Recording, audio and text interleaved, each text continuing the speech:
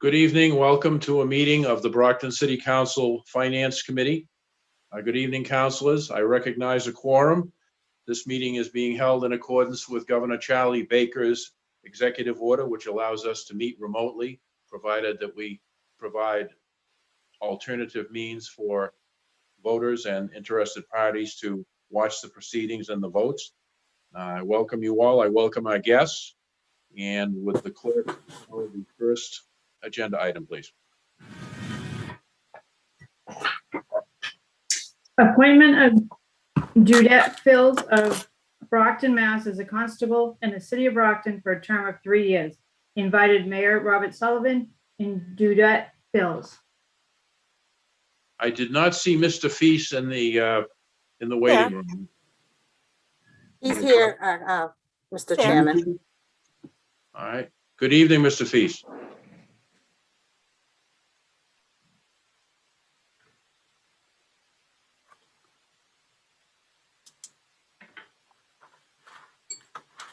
Here you go. I do not see him. There he is. He's trying to connect. Connecting, yes. Good evening, Mr. Feast. Can you hear us?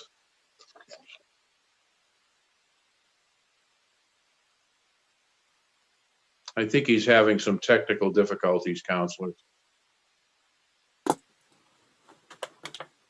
Hi, everyone. I'm here. I was having trouble logging in. Thank you.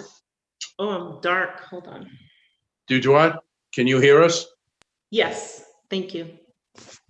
And Mr. Feast, can you hear us?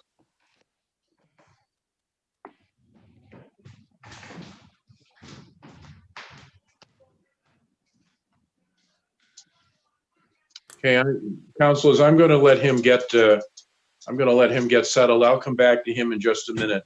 Could we go on to agenda item number 2, please, Madam Clerk?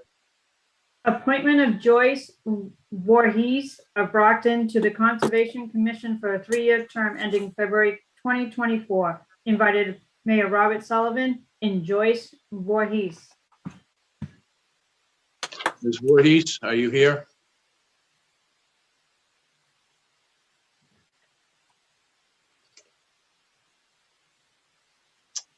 Joyce Voorhees? Madam Clerk, is there any possibility that the notices to appear might not have arrived because of the holiday? They actually both emailed us back saying they would be here tonight. We sent them an email on top of a letter in the mail. Okay. Mr. Chairman, I have Mr. my hand Chairman? up. I do too. Yes. I'm sorry. Go ahead, Councilor Cruz. Oh, okay. I just want to say, even if Mrs. Voorhees couldn't make it on tonight, I could speak highly of her, and I'm thrilled that she's actually taking this appointment. Somebody with her judgment and maturity. I'll wait and see if any other councilors want to make any comments, but I'll definitely make a motion to recommend favorably. All right, thank you, Councilor. Councilor Second. Azak, my apologies, your hand was up first. Yes, thank you, Mr. Chairman. I would also like to express the same sentiments as Councilor Cruz. Mrs. Joyce Boris is an amazing, she was an amazing teacher at the high school. She retired, I believe, last year. And I'm always happy to see residents that want to serve our city. But Mrs. Boris is exceptional, and I was very excited to see her name on that Mayor Sullivan put her forward to serve on the Conservation Commission. She was a longtime science teacher, is very experienced, and a wonderful woman in our community. So I know Council Cruz made the motion, so I just wanted to make the comments on Mrs. Joyce Boris. Thank you. All right, any other councilors wishing to be recognized? Councilor Cruz, was that a motion to recommend favorably? Yeah, that was. Second. Motion made and properly seconded to recommend favorably to the city council. Would the clerk please call the roll? Counselor Azak, Yes. Counselor Cardoso, Yes, Counselor Cruz, Yes. Counselor Ianieri. Is he not here tonight? Counselor Farwell, Yes. Counselor Lally, Yes. Counselor Mendez, Yes. Counselor Monahan, Yes. Counselor Nicastro, Yes. Counselor Rodriguez, Yes. Counselor Thompson, Not here this evening. okay. So that's 9 in the affirmative. The appointment is recommended favorably. Could we go back to item number 1, please? Appointment of Dudoit Feast of 335 Prospect Street, Brockton. Mr. Feast, you were on mute, but if you can hear me, could you unmute, please?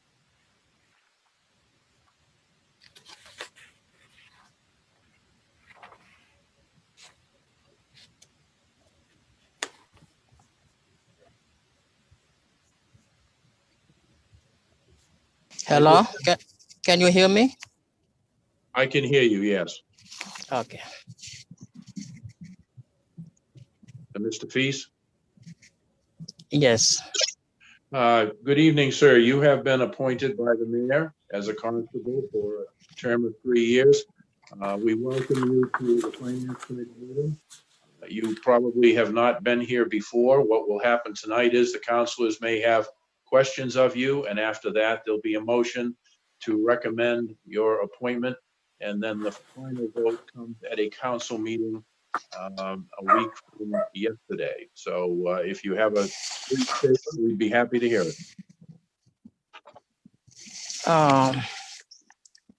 For now, I don't have any question now.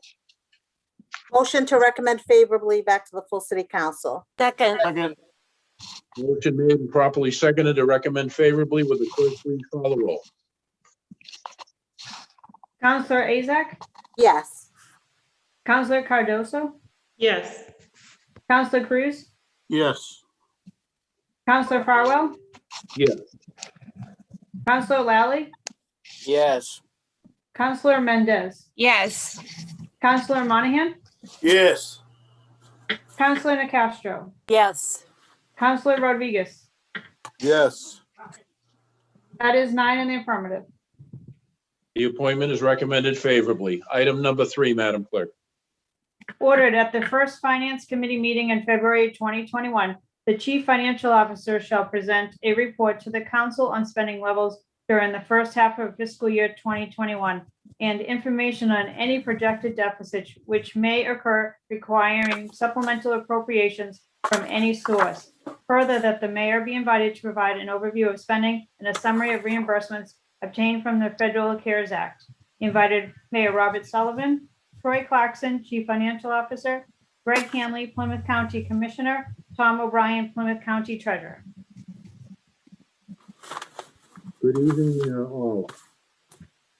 Good evening, Mr. Chairman, members of the Finance Committee. I'm honored to be here tonight. I'm actually in Troy Clarkson's office tonight with the Treasurer, Tom O'Brien, who has joined us here at City Hall tonight, and also the Chair of the County Commissioners, Greg Hanley, who is here.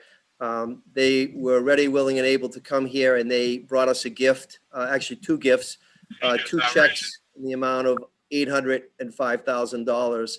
So in terms of the CARES Act, we're over $8.8 million that we have received thus far. Again, the $1 million was the initial one that we had gotten reimbursement on. And then an additional $7 million was for the schools to reimburse the one-to-one laptop acquisition for every student in Brockton Public Schools. Tonight's wonderful donations, reimbursements of $800,000 is a combination of city expenses and school expenses that the CFO will be able to detail. We do have additional reimbursements already put in to the county, and they are working diligently to vet that out through their outside auditor. And we expect to reap the full 18 million that we're entitled to. We will get the full 18 million, as I've said before. The fact that the feds extended it for 1 year has actually given us the ability to submit more expenses while they're being vetted out. But I just wanted to, first of all, welcome the treasurer and the chair of the commission, Mr. Hanley, here tonight. and they are here to answer any questions for you. But I do want to thank them for bringing the money here to City Hall this evening. It's really a wonderful partnership that we have with our county elected officials. Thank you. All right, Mr. Clarkson, any comments? Yes, thank you, Mr. Chairman. I'll just echo the sentiments of the mayor. As he mentioned, he's here in my office along with Commissioner Hanley and Treasurer O'Brien. You can only see me in the frame because we're appropriately distanced. I did send a memo to the council earlier today. Hold on one second. Mr. Chairman, he is actually echoing Mayor Sullivan. Can somebody turn their microphone off?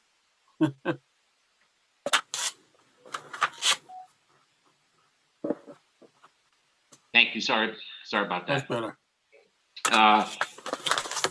So I sent you a detailed memo earlier today, and I'll read partially from it for this report. But as the mayor noted, the treasurer and the chairman of the commissioners, Greg Hanley, this evening delivered two checks totaling $805,000 as two more reimbursements, and that brings our total reimbursements up to over $8.8 million. We still have approximately $4.6 million in the queue, and as the mayor noted, back in December, we had identified additional expenses, primarily school expenses, that fulfilled the entirety of the $18 million allotment, actually $18,008,172, but made the strategic decision to hold off on submitting those final expenses when the deadline was extended in anticipation of additional expenses that might come to the city. I believe that was a wise and good strategic decision that was made by the mayor with my input, because we now are experiencing additional expenses for testing and vaccines, and we will be able to recoup those. So the mayor is absolutely correct. We will be able to fulfill our cap, but by being a little strategic in how we submitted for reimbursements, we were able to then capture additional city side expenses for the all important current activities of testing and vaccinations. So I'm happy to answer any questions on that. The commissioner and the treasurer are here and they're happy to respond to questions. The other half of the agenda item was an update on mid-year spending. I provided you both a written report and a narrative on that. And I think that the essential message for your meeting this evening is that we monitor those costs very closely. And at this point, halfway through the year, I think the departments have done an excellent job of keeping their spending in check. There are a couple of minor items that are annually unpredictable. That's workers' comp costs and some of our other medical costs. And so you'll see when we file the supplemental budget in the next week or so to address those. But generally, spending is very well within limits, and that report details that for you. So, Councilor Mendez, you co-filed this, so you are up first if you would care to raise a question. Yes, hold on. Oh, yeah, you can hear me. So yeah, my question is if there's any additional funds at that point, could we as a city be able to submit proposals for additional funds beyond that 18 million? Or is that the cap and we wouldn't be able to receive any more than that, even if we show there's a need? So I'll take a stab at answering that, but I would invite the treasurer or the chairman of the commissioners to answer as well. So the 18,008,172 is our current cap. Other communities of the 27 communities in Plymouth County each have a cap, and there has been no deliberations by the commissioners at this point to redistribute funds that have not been spent under the cap. And for us, you know, I think I'm glad that hasn't happened, because as I said, we made a decision to reserve some of our cap space on purpose so that we could capture our ongoing expenses for testing and vaccinations. I'll take a stab at it if I could. Council, how are you? Thank you for the question. First of all, thank you, Mr. President, members of the council, for having both Tom and I here. When the program was announced, we did a calculation by population, and the city of Brockton was eligible for just about $18.8 million. And the distribution that we had was roughly over $90 million. And the fairest way to distribute the money in 6 waves prior to the extension of the program was a weighted value per population. Before the federal government allowed us to extend the program for a year, there was a push towards the end of the program to try to come up with expenses that were COVID eligible so that the city could then take advantage of it. So we, as the county, didn't have to give the money back to the federal government. At the waning hours, I think it was December 27th, the legislation changed. However, the city was prepared at the time because they had worked closely with the county treasurer to identify programs that were reimbursable, that were ready to go and be reimbursed if the program actually ended December 31st. We did then pull back some expenses that were ready to go and held them in reserve, because now, if you were a community that took advantage of your cap, you would have spent all of your eligible money in one calendar year in the midst of a pandemic that was escalating at the time. So the decision of the mayor and the CFO to hold that money back, it was spent, the money was spent and it is reimbursable. However, because of the COVID surge, they wanted to go safety first and not programmatic. For example, if you look at the biggest dispensing of funds from the fund was the educational piece on the one-to-one learning. That, to me, was the best use that will survive pandemic and give an upgrade to every citizen in the city of Brockton. And that is what we call leadership, okay? If you read the act as it was constituted, if you spent money and the capital equipment you purchased, it could outlive the pandemic. So forward-thinking communities went into this as an opportunity to do 2 things. Number one, in this case, it was to educate kids who were away from school. Every single kid in the city of Brockton, and the assistance of hotspots, is the best use by far of all 27 communities of that money. And it took the leadership of the mayor, the superintendent, and the councils, and even the delegation to put that program together to convince people that this was the best money to spend for us and still go on and fight pandemic. So that, to me, is something that when the federal government comes in and audits it, it's squeaky clean. It was for the money that was intended. Now, having said all of that, because the money was extended a whole year, you have expenses now that are unforeseen, but you didn't spend to your cap. So now for your citizens to be safe, to be tested, to be vaccinated, you have monies in reserve, and then it becomes a prioritization of the administration, of the counselors, and the people who have a stake in this pandemic. So for me personally, I'm very proud to have participated in this, having made the tough decision. And if I may, Mr. Chairman, take a moment of personal privilege and thank my advisory board member who took the tough decision, and Susan Nocastro, to stand by the county commissioners when a lot of people said it was the wrong thing to do. And Susan, thank you so much, because it was the right thing to do. And the biggest beneficiary is the city of Brockton. We held out for it because this is a regional center. Okay, you are a geographical base that needs to be addressed. We were assured by the governor that you would be taken care of. And, you know, I can't speak for him. I can speak for what the county has done, and we have delivered the goods to this community. And you have now the flexibility with your remaining funds to address the highest needs of this community, where your other money may or may not come. We have the next round of funding that we're looking at. We did apply for and receive raft money, rental assistance for tenants. And that was a high priority of this administration. We were eligible, applied for and received $15 million. The city hooked us up with Rob Corley from Neighborhood Services. We entertained him as our consultant in the county. And you know what he told us? It was a program that couldn't meet the expenses to run the program. It had a 90% distribution program and a 10% reserve for administration. And when we consulted with Mr. Corley at the request of the mayor, he told us that the cost to administer was 18%.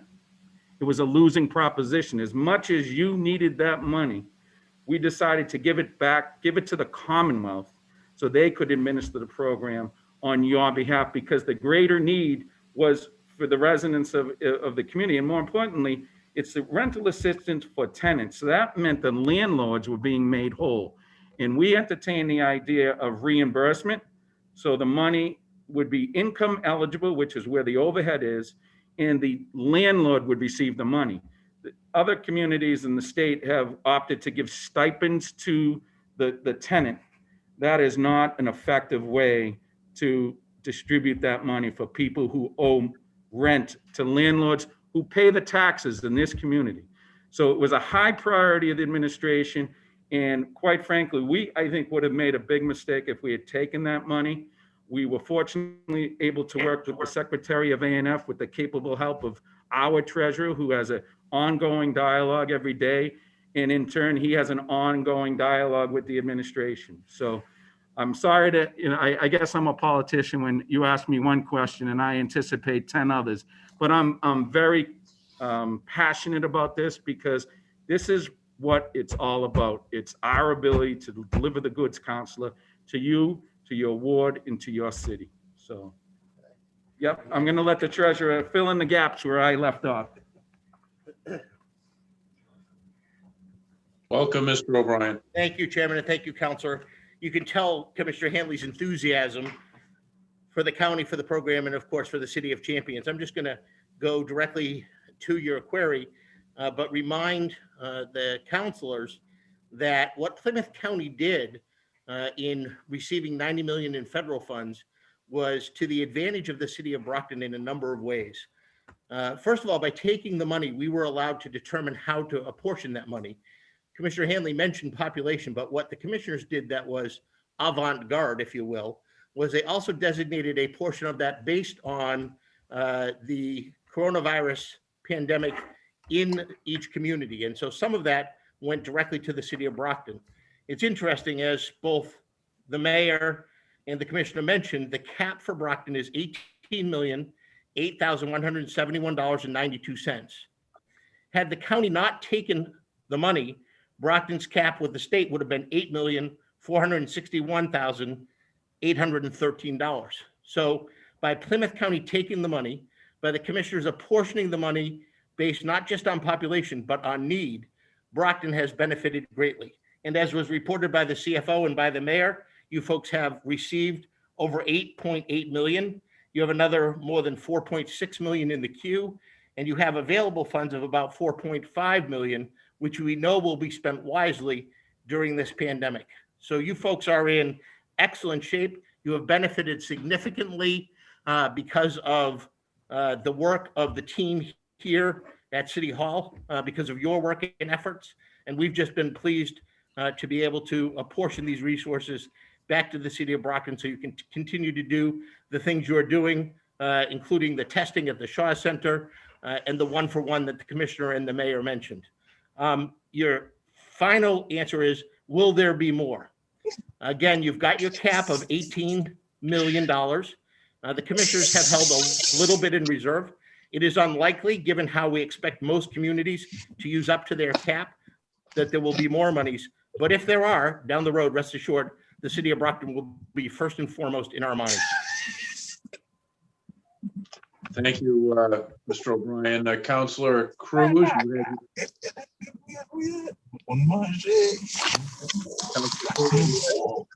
Thank you. Whoever could mute if they could. Commissioner O'Brien, Treasurer O'Brien, you struck on the question I wanted to ask mostly is, I wasn't, and I've had this conversation early on with Mr. Hanley. I didn't like the idea of straight population because certainly the city of Brockton was impacted much more than any of the smaller towns in the, by 2 or 3 times impacted. Can you address a little bit? So the money was not all divided strictly by population. Yeah, Commissioner Hanley was very enthusiastic in that presentation, and he mentioned that the first wave was done by population, but the second wave of money authorized by the commissioners was done based on need, and it was done based on the number of coronavirus cases per capita. The city of Brockton, because you guys are a focal point of the region, had a higher incident of cases and therefore received more resources and more funding. It's interesting because we sit here with this council. There were other smaller communities in Plymouth County that were questioning that rubric that the commissioners were using. But the commissioners were adamant, as was the mayor, that we use a rubric that recognized the high incident rate in the city of Brockton. So yes, a portion of the money was done based on need, and Brockton was the beneficiary of that. So when I get a chance to look at the 18 million as a percentage of the 90 million, it won't match just straight across the board population with cities and towns. Is that correct?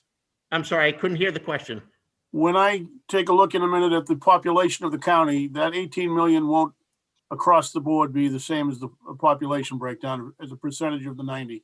It will not, no. Okay, In fact, if you go on our website, www.plymouthcountycares.com, you can see the breakdown, and you'll see that the second phase of monies was based on need. It's really interesting to note, and Brockton has been a real big recipient, first of the county taking the money, and then the advocacy that the mayor made and your chief financial officer has made to always recognize the city of Brockton. That, I'm looking at some of the other cities. We'll try and find some rough comparables. New Bedford, they're only receiving 8.4 million. So that gives you a sense as to how much Brockton has benefited by being part of the Plymouth County Cares Program, and then the advocacy to make sure those monies are released, not just by population, but by needs-based as well. Commissioner also wanted me to remind that there was another phase that was provided for libraries, veterans, and for senior centers as well. And you'll see that if you go to the website. I'm being told that it's being provided to you on the link that was sent to you in the distribution today, the link to that particular website. Again, it's www.plymouthcountycares.com, and then just go to the municipal distributions link on that website. Thank you. And I guess I have my next questions for the mayor or Troy, whichever. Mr. Mayor, are there things that we're not going to be able to get reimbursed on that with the 18 million cap? Council, I'm just going to step out so it doesn't echo. I can tell you that we have been working, and your clerk tonight, our auditor, Anne Marie Raymond, has been unbelievable, her and her team, in terms of having online database tracking for department specific. So I can tell you that some of the unexpected expenses that we will seek reimbursement are the overtime expenses of our health nurses and school nurses that have been working up at Brockton High School, giving the vaccines. The Shaw's Center is something that needs to be underlined because, again, over $800,000 from Federal CARES Act relative to getting that operational again. And as of last week, Neighborhood Health Center has been up there, Counselor, doing testing. Now, we as a city doing our own clinic, we will be pivoting this week from Brockton High School to the Shaw Center for vaccine purposes because, as you all know, this is school vacation week, but next week, the 23rd is when our SPED students start a hybrid form of education. And then March 1 will be our our 6th graders and our 9th graders. So we will not be utilizing Brockton High in the plan anymore. So without the efforts and partnership of the county, we would not be able to go to the Shaw Center. I can't forecast anything that is COVID related that we would not seek reimbursement. The only thing is I know, and the CFO knows, that the $18 million will be surpassed. So at some point, Counselor, we will reach our 18 million. and there'll be some additional money. At that time, the CFO and I will work with the state delegation, Leader Cronin, State Rep Cassidy, Dubois, and Senator Brady, along with Congressman Lynch, to see if there's any money on the Fed level to reimburse us. Thank you. And Mr. Chairman, I have a question that isn't to do with the CARES Act, but it's still on. Do you want to wait, or do you want to? I have a question for Mr. Rowley on the budget. Why don't we wait for Mr. Rowley? Okay, Anyone I'll else? wait then. Thank Anyone you. else on this issue? Any other councilors seek recognition? Mr. Chairman, can we see if Mr. Phils can sign out if we're all set with him? We certainly can. Me.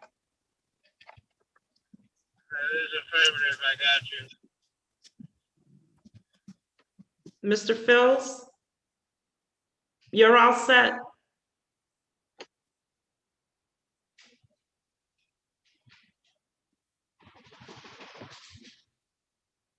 He's all set now. Thank you, Councilor. Thank you.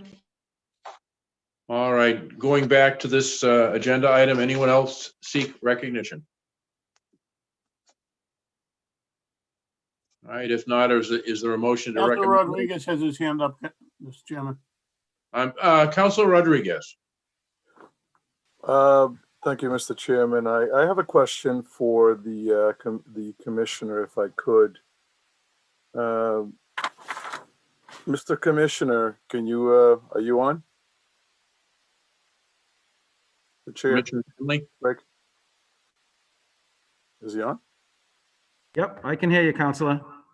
Well, my question to you is, are there any funds available for community-based organizations that are doing groundwork in the community? I know that often when we see funding being divvied up in this community, it seems that the funds run through the same cracks that they normally run. And these organizations that are doing mammoth work in the community, especially with COVID. I bring this up because, you know, I work with the Cape Verdean Association, and we've been open since May when the restrictions were lifted a little bit. Every single staff member of that organization and the volunteers that volunteer for that organization have contracted COVID-19 because of the populations that we deal with. So my question comes back to you is, within the funds that are, you know, out there to support this COVID effort, are there funds that organizations like the ones that are dealing with, you know, with some of the hard to reach communities that they can go after to be able to minimize the efforts that they're going through in their communities? So under the CARES Act, the county qualified for 45% of the total money set aside by the federal government for Plymouth County. 55% of that money went to the state to cover costs associated with the residents of Plymouth County. We have chosen to go with a program of reimbursement. And the state has offered grant programs and other means to fund nonprofits and other agencies within communities. And they've got different programming. For us, it's a matter of administration. It's a matter of going through the oversight process. So we chose reimbursement. So for us, the city of Brockton is the only eligible recipient of funds from the Plymouth County CARES Act program. Now, the Commonwealth CARES Act program has monies available for businesses and nonprofits and, you know, other programs. That is money that is given as a stipend or a grant. Ours is purely reimbursable. So if it is a community standard of the city of Brockton, Counselor, that maybe you have a nonprofit that is federally qualified, a recipient of CDBG monies that works in concert with the city, that's already pre-approved as a recipient of federal funds, I would think you may be able to explore that. But the good thing about it is, because we have set up a program of having a legal team, an audit team, and the CPA, those people, once something is submitted, so the city of Brockton submits bills to us, we have to go through, first of all, the qualifications. Is it eligible? That's the first thing that it goes through. So once our CPA signs off in its eligibility, then it goes to the county comptroller. Then it goes to the county commissioner, the county treasurer. So there's 3 checkpoints of check off, and then to the commissioners for final payment. So if it's an organization that's recognized by the city that does program from the federal government and already has an identification as a partner of the community, then certainly I would suggest that you submit the funds and see if they're eligible. You can call our office down there. We have FAQs that are set up on the site, and there are communities. I'll give you an example. The town of Pembroke used some of their money for a food bank refrigeration system. It was unanticipated by COVID.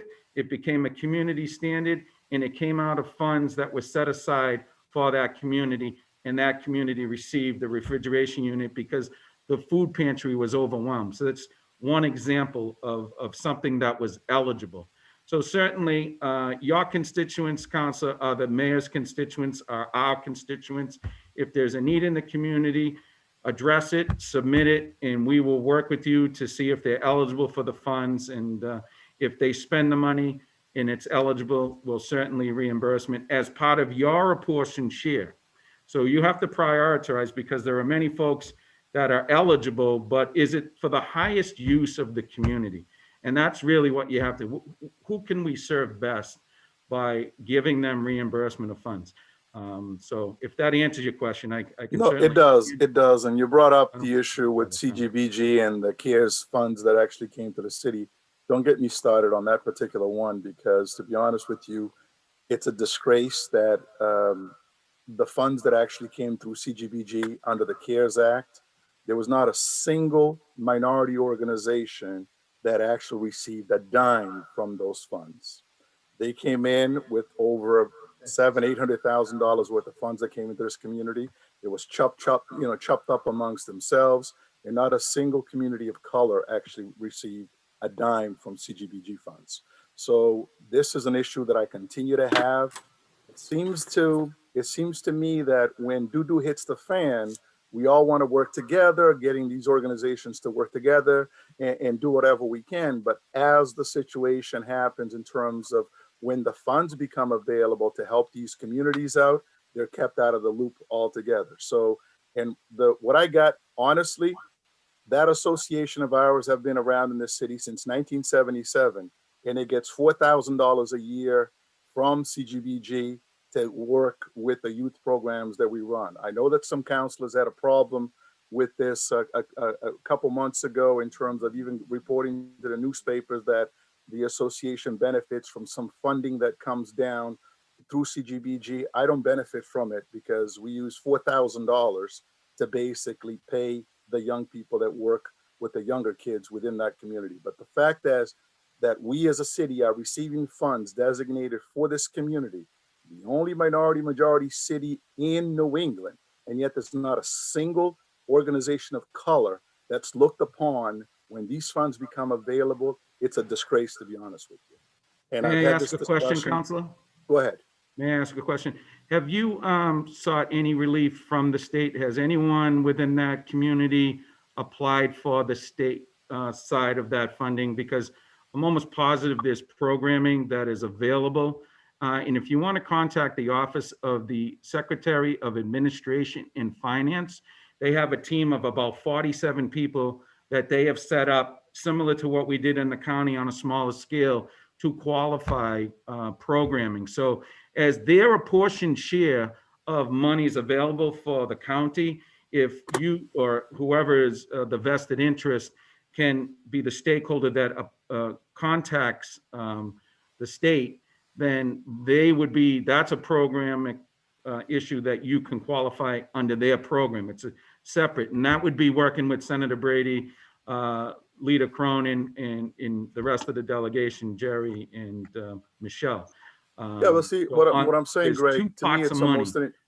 almost an embarrassment that we have to sit here and beg for these funds. If they're available, We know how the community, the makeup of this community. It should be an automatic thing. It should be a given thing where these agencies are contacted, because they're contacted for all kinds of other stupid reasons. But yet when the funding becomes available in some of these issues, they basically go through the same old means that's been used in the city. And frankly, some of us are really fed up with it, to be honest with you. Well, may I ask again, Counselor, you're a leader in the community, a former mayor. Have you yourself personally taken the bull by the horns? Because when you're not getting any help I have, and from you your know what happens delegation, you know what with the happens all the state, time? you can You always get the pick up the same- phone and call yourself. That's called leadership. And Yeah, that's you what get I the would do same- as a counselor, and I've You want to done hear it. something? You want to hear something about leadership? When this whole thing came up with whether or not the state or the county should be the one that decides on this CARE Act, I was one of the very few counselors that stood up and said the county should do it, because they were getting ready to send a letter of support from the city council. I was actually the loud voice that said, because the state has not done justice for us in this city. So I advocated so that the funds could be kept in the county for the county to administer. And we greatly appreciate that. I hope you don't construe my words as being confrontational. I appreciated your tenure here as mayor. As you know, we worked closely together, and I do appreciate, as I It's just singled out frustration. earlier, That's what I'm blowing off is just Councilman frustration, Castro because on I this hear issue millions of dollars of coming into this allowing us to community. get the And money. then There are a number of people that supported us. So when it comes to, and I'm willing to help you, Counselor, if you'd like, we can collaborate on it, and we can go right up to A&F, and I gladly drive with you and get involved as someone who's not eligible to write the check, but is definitely someone who can advocate. And as I said earlier, your constituents are the councilors' constituents, the mayor's constituents, and the county's constituents. So we'll work together. I'm more than willing to do that for you, because I know the type of person you are. All right, Councilor Rodriguez, have you concluded? I'm done. Go ahead. All right, Councilor Lally, followed by Councilor Castro. I have my hand up as well. Thank you, Mr. Chair. Yeah, to Treasurer O'Brien, Commissioner Hanley, Plymouth County was the first county in the United States, and it's been leading ever since. You know, I wanted to put in my little words of appreciation for what the county's done to help the city. It has benefited profoundly, far more than it would have under the state. And so I really am glad that, you know, I feel very fortunate that the county was able to hold that line and really stood their ground on that. And I do appreciate it. You know, I think that, you know, working with, you know, the mayor and the chief financial officer, you guys have been able to provide a great benefit to the city, both in, you know, in your roles and with your personalities. I wanted to throw that out there, and I did want to ask just to be certain. So the city of Brockton got or is getting up to the 18 million. And there's, you know, the other municipalities are getting theirs, and you just broke it up upon municipalities, right? That's the municipalities were how you divided that. Yes. All right. I just wanted to make sure that was cleared up, but I do appreciate it. And that's all I have at this time, Mr. Chairman. Thank you. Thank you, Councilor.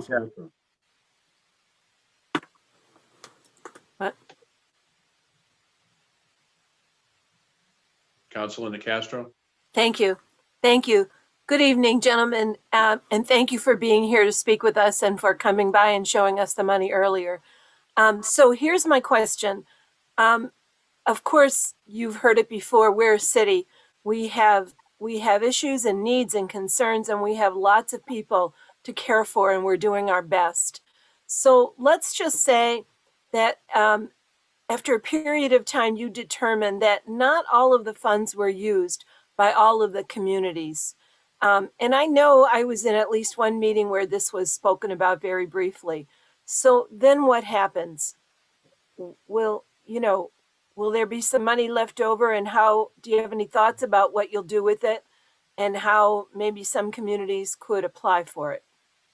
Yes, so I'll speak to it briefly, but I want to have the treasurer answer it. So as we were coming to the close of the original programs, which was December 31st, there was a number of dollars that had been subscribed to us, but we could not get out in time because communities just were not spending the money fast enough. And because it would have been an expiring use, and I mean, how many Zoom meetings did we have to educate people? Just people had not the bandwidth to spend because the need isn't as great as it presents itself today.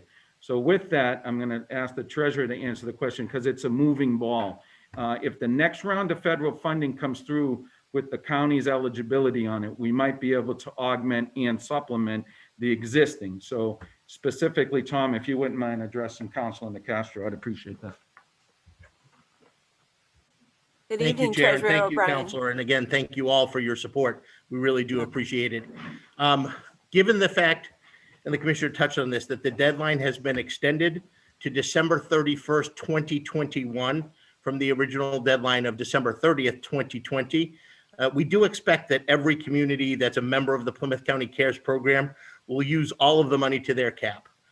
So we don't expect that there will be any resources left over at the end of the program. We're already having communities bump up against the cap.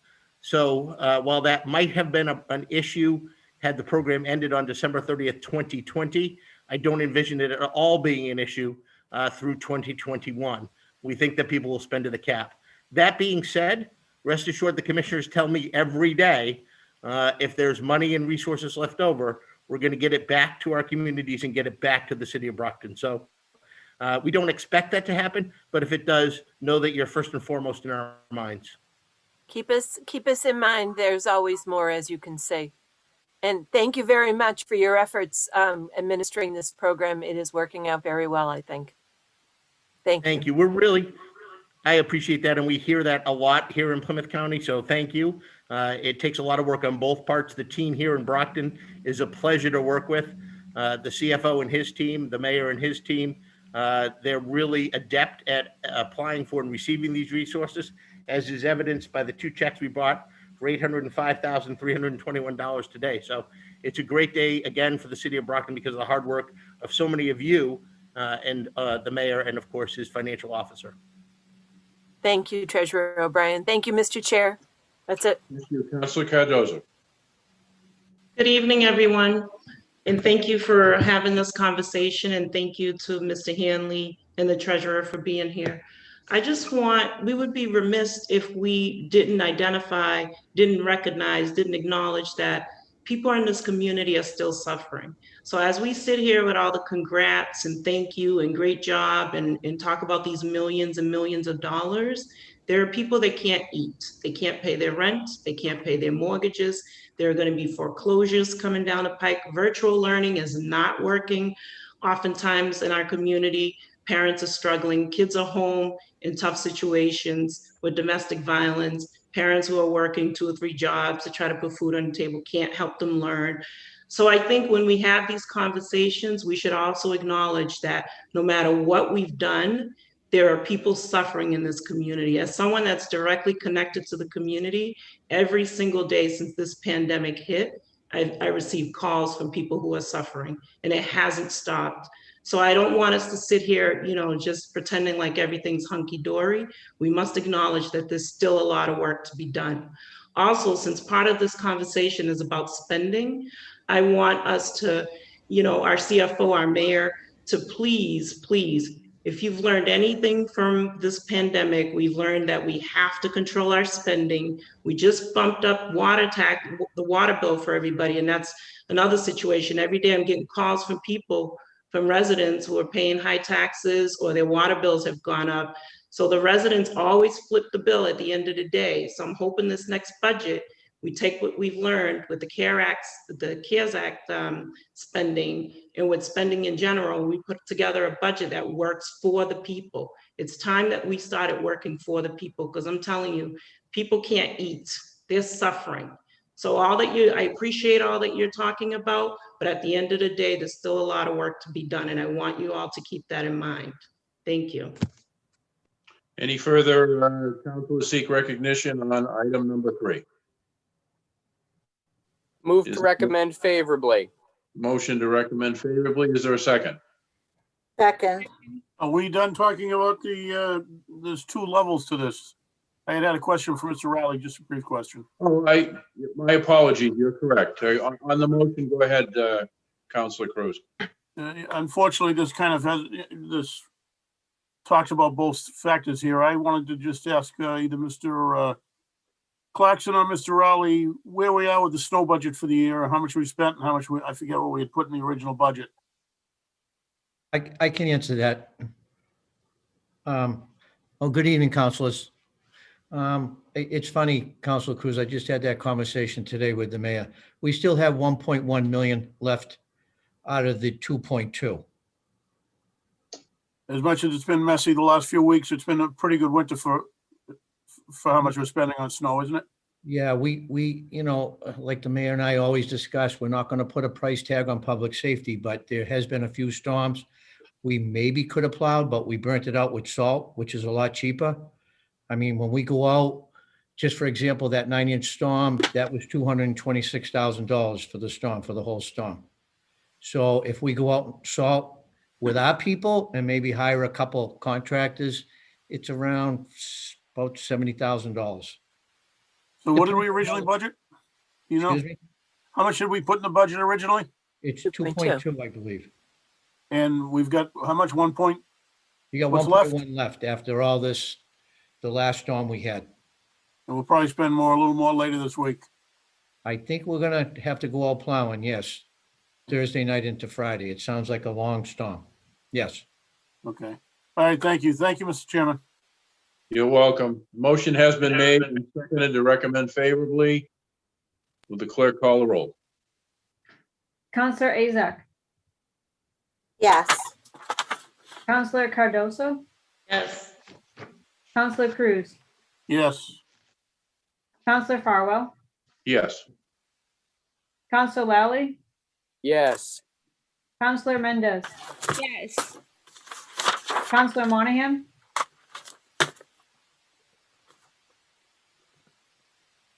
Counselor Monahan, Counselor Yes. Nicastro. Oh, yes. Counselor Nicastro, My Yes. clicker wasn't working. Counselor Rodriguez. Yes. That is 9 affirmatives. Recommended favorably to the full council. Item number 4. Order that the city council authorize the superintendent, Michael P. Thomas, to put out an RFP on a 5-year contract for a school department warehouse and storage facility for the Brockton Public Schools. Invited Michael Thomas, superintendent of Brockton Public Schools. Good evening, Mr. Superintendent. Good evening, Counselor. Thanks for having me.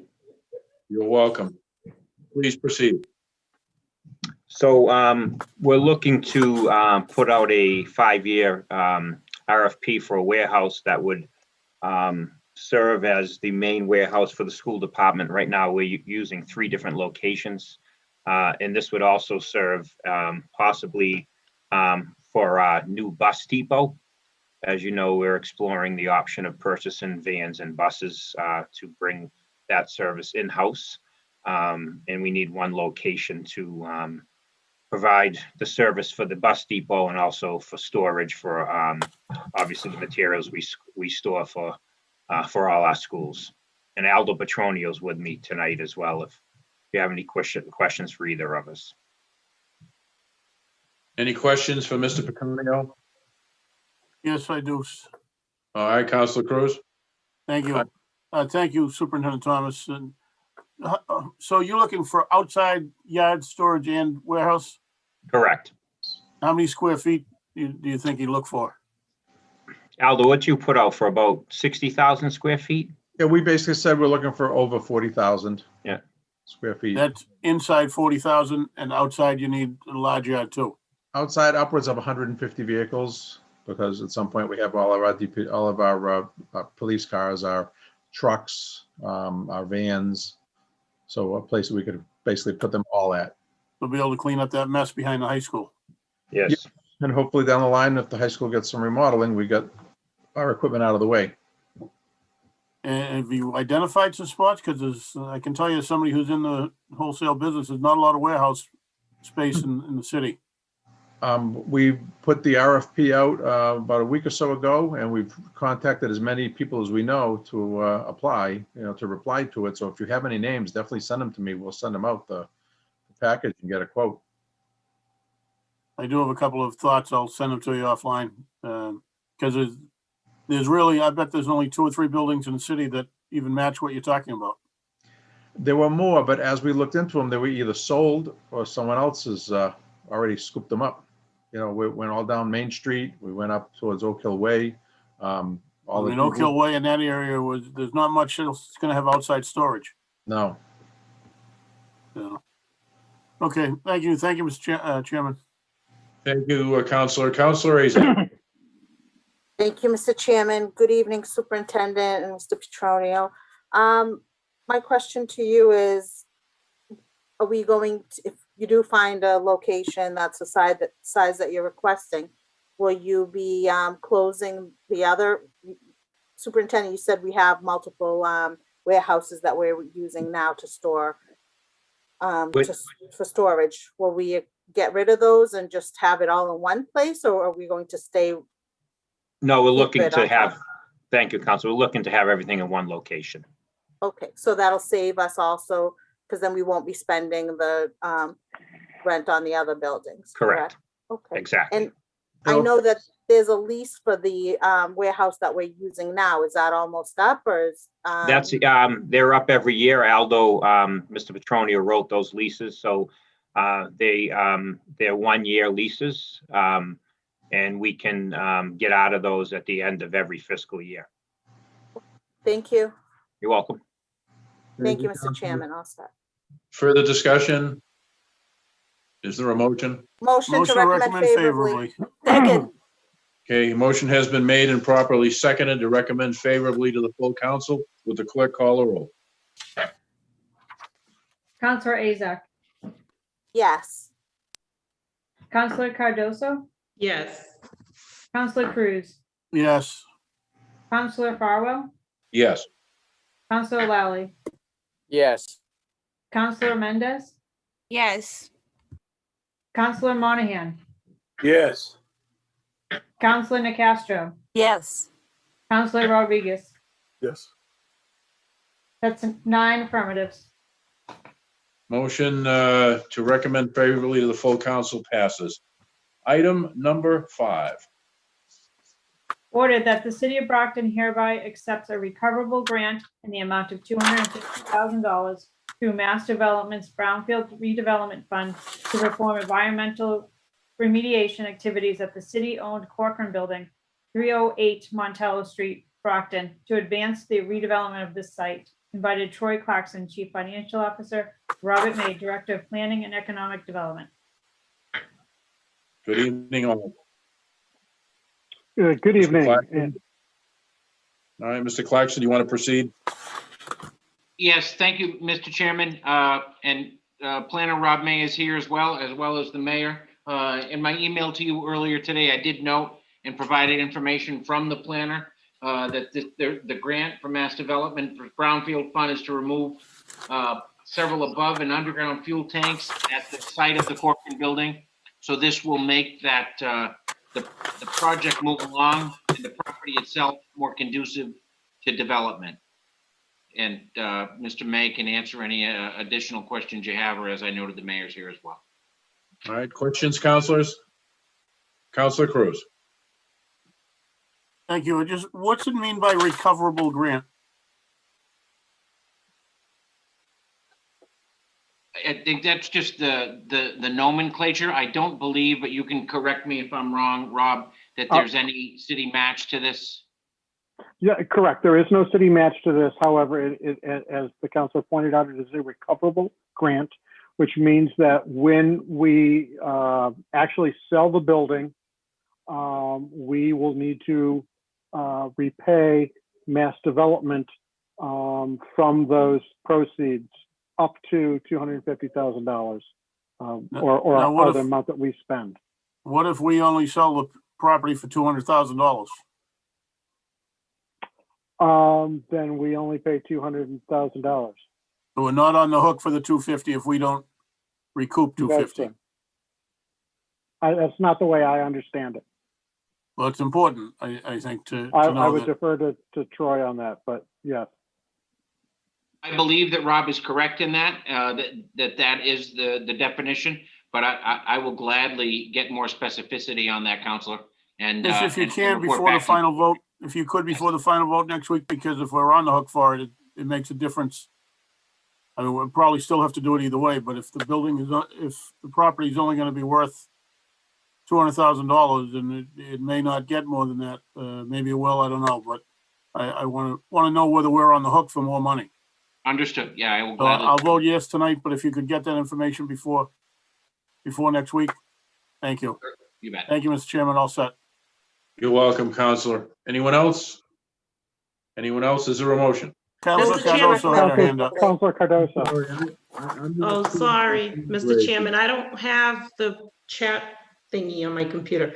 So Mr. May, do you know how long we have to pay the money back, if we do have to pay it back?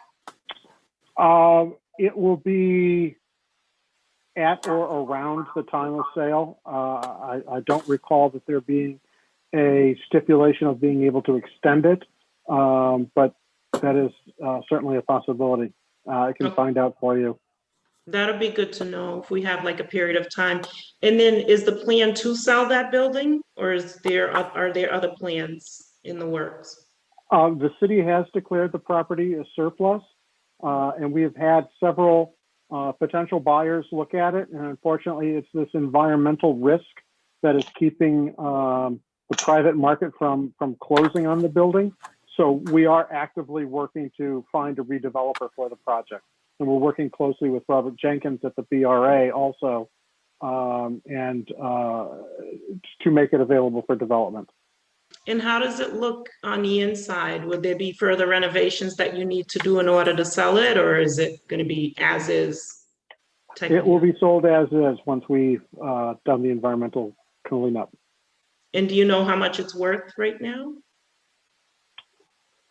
Not long ago, it was appraised in excess of $300,000, and that was with the environmental contamination. So post cleanup, it should go up.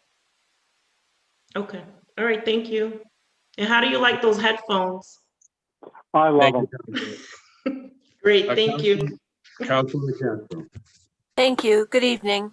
Good evening. Mr. May, I'm just wondering, what are you looking for at this location? You know, in a perfect world, how would you like to see this redeveloped?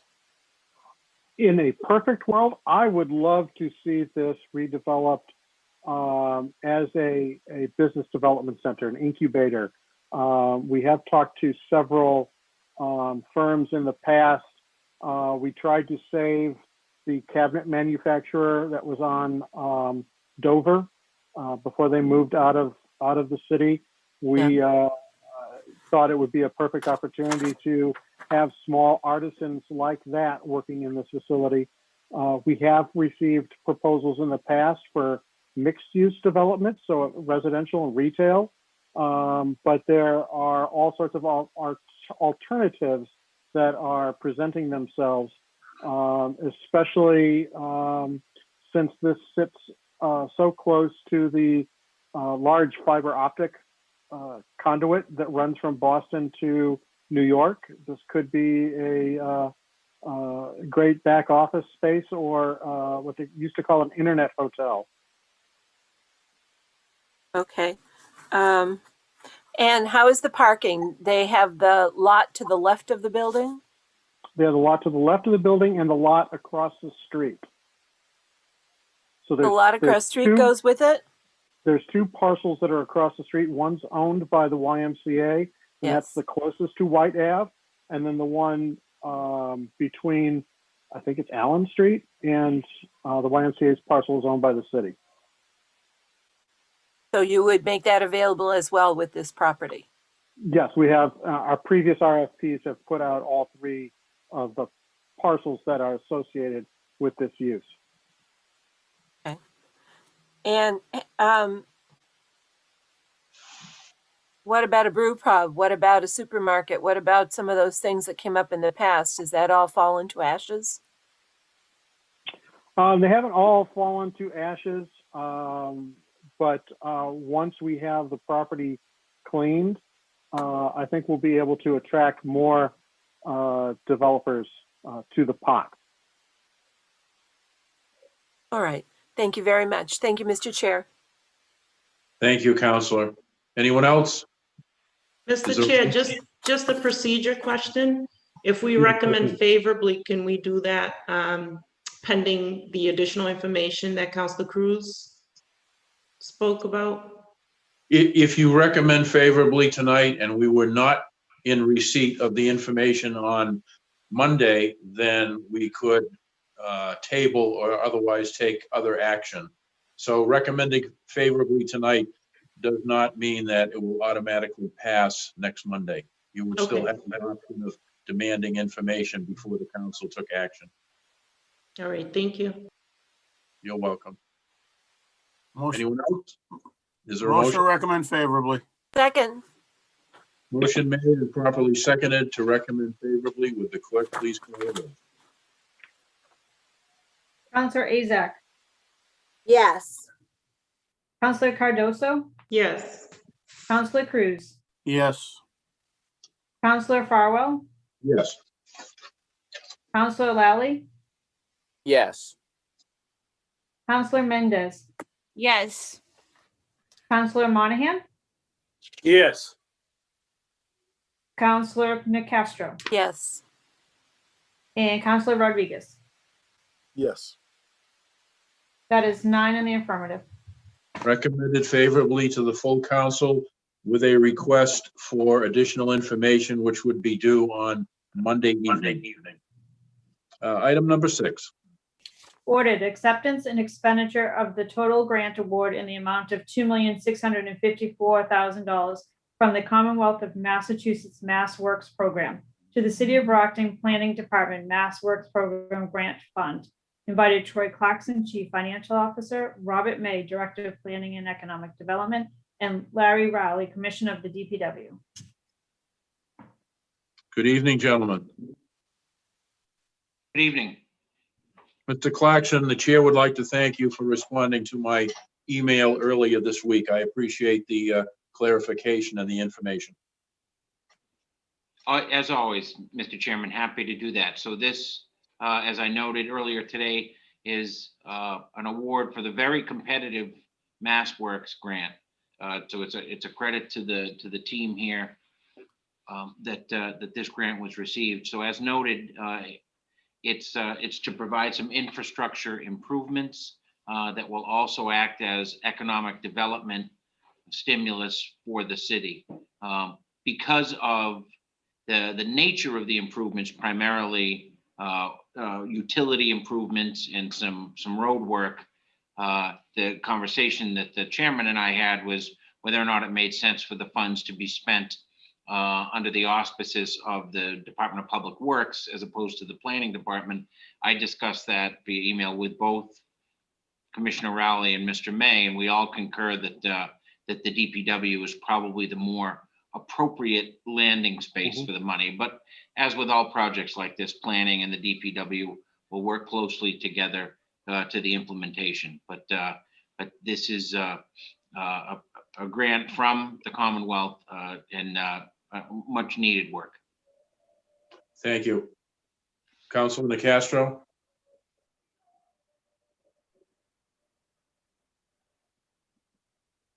I'm sorry, I was muted. Good evening.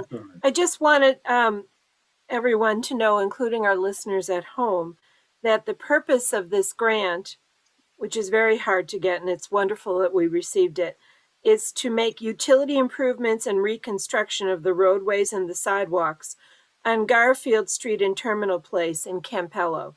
These roads run off of the first block of Montello Street near the Keith Park. Okay, there will be utility improvements that replace antiquated water, sewer, and drain lines that date back over 120 years and are necessitated as the result of a sinkhole in the pavement that exposed 4 breaks in the sewer line on Garfield Street. In addition, the roadway and the sidewalk reconstruction will build on recent modernization of the Keith Park and will improve pedestrian access between the residential areas of the Campello neighborhood west of Main Street and the commuter rail station east of Montello Street. This project is anticipated to last for 3 fiscal years, or at least that's what the contract for it says. I think it's terrific. It's being built in conjunction with the approval of a mixed-use development where the Lynch's trucking property is now located. There are additional approvals for new buildings, new construction of apartments near there as well.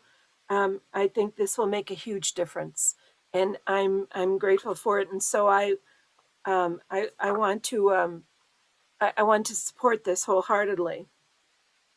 I will make an amendment to the motion to amend the order after everyone else has a chance to speak. All right, further discussion, councilors? Mr. Chairman, I'm here. Councilor Cardozo. I just wanted to ask, so there's no match for this, correct? That is It says correct. right on Council. it, no match. Okay, and then why did we choose this particular location? I'm sure we have these problems all over the city. Why did we pick this particular location? And also, is there a possibility of getting additional grant funding to update other locations in the city, other areas? Counselor, we chose this site because the Mass Works grant has a requirement that the money being spent by the Commonwealth is in support of an economic development project that includes either, somebody creating jobs, employment opportunities, or in support of housing development projects. We've been spending a lot of time working in the Campello neighborhood, and making other improvements in the neighborhood. This street just came up as a prime opportunity when Commissioner Raleigh started discussing the sinkholes that we're developing in the street and how that would affect development in the surrounding areas. So we thought it was a perfect opportunity. And yes, there are opportunities to apply for other projects throughout the city as they become available. And we continue to support and look for new funding sources from the state and federal government for infrastructure projects. Thank you.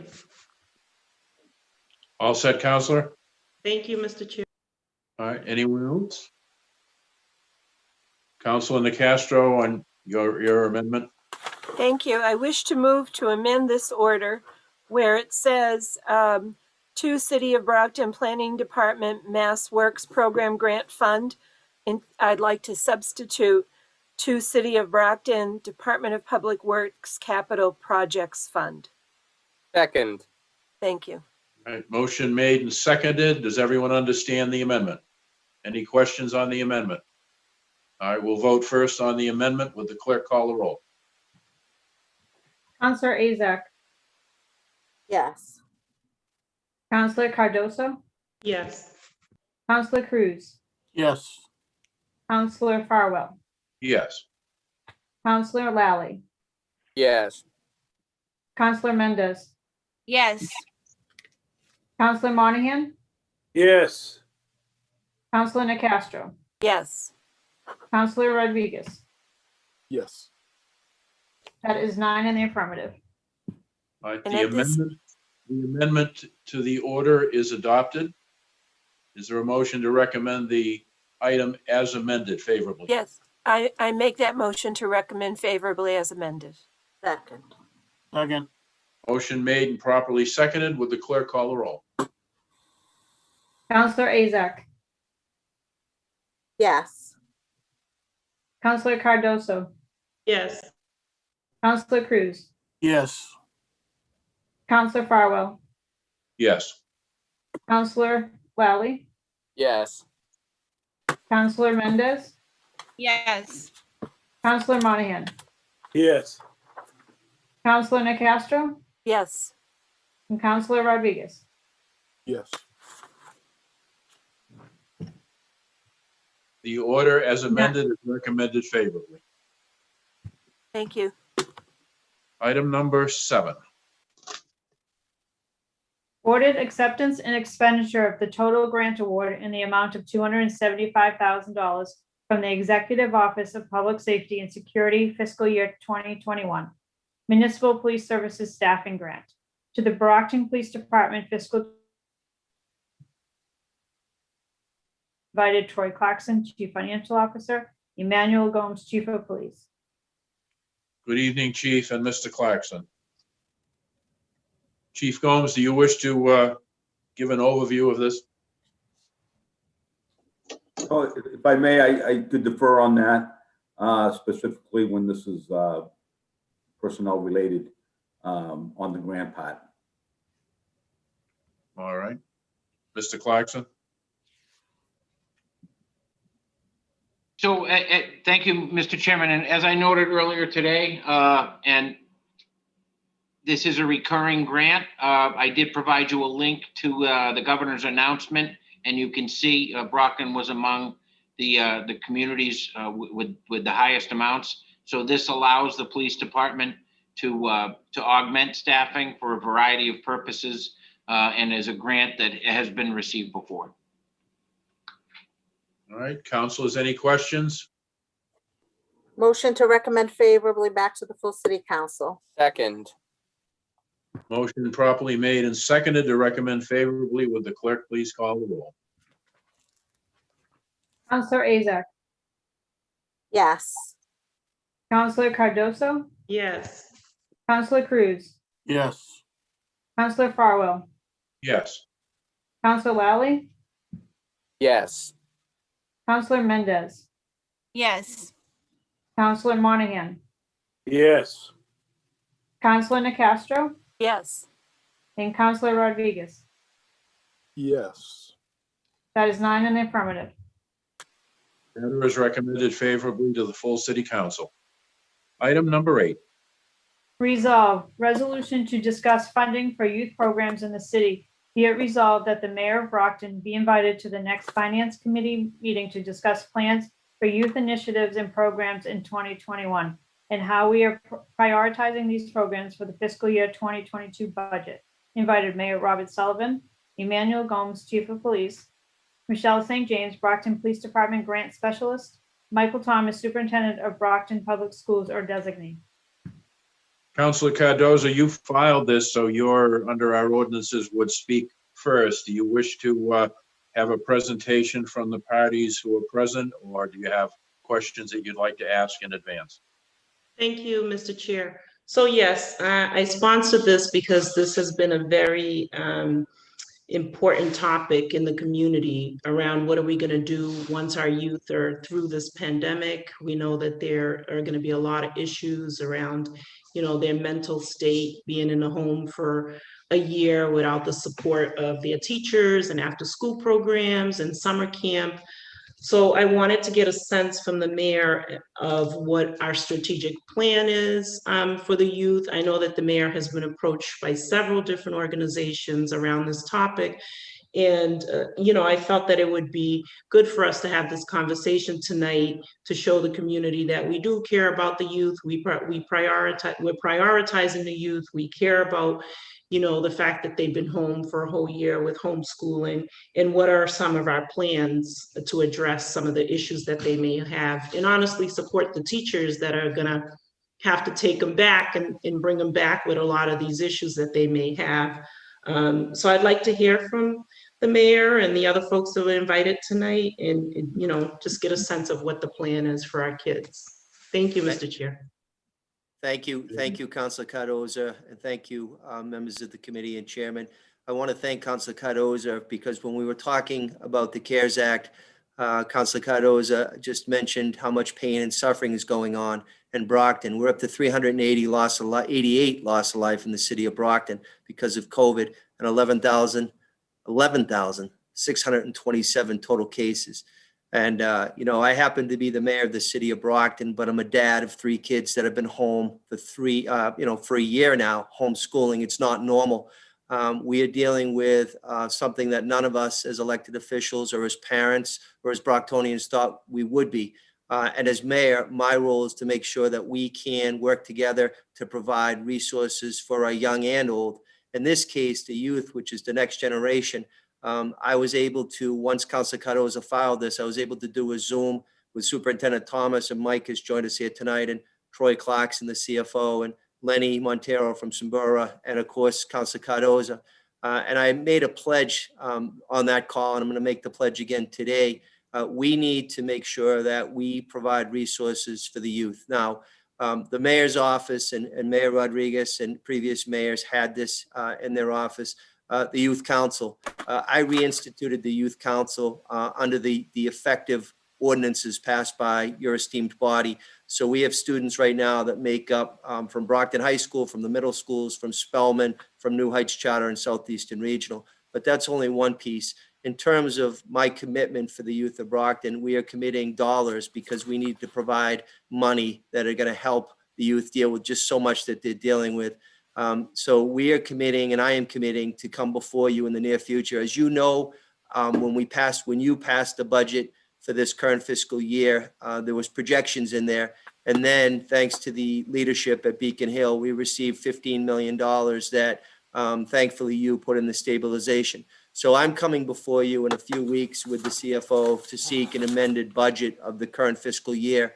I'm committing, and I did already tell the council, $100,000 to the schools of the current budget. Additionally, that will be used, and Mike can talk about it, but will be used for school youth activities.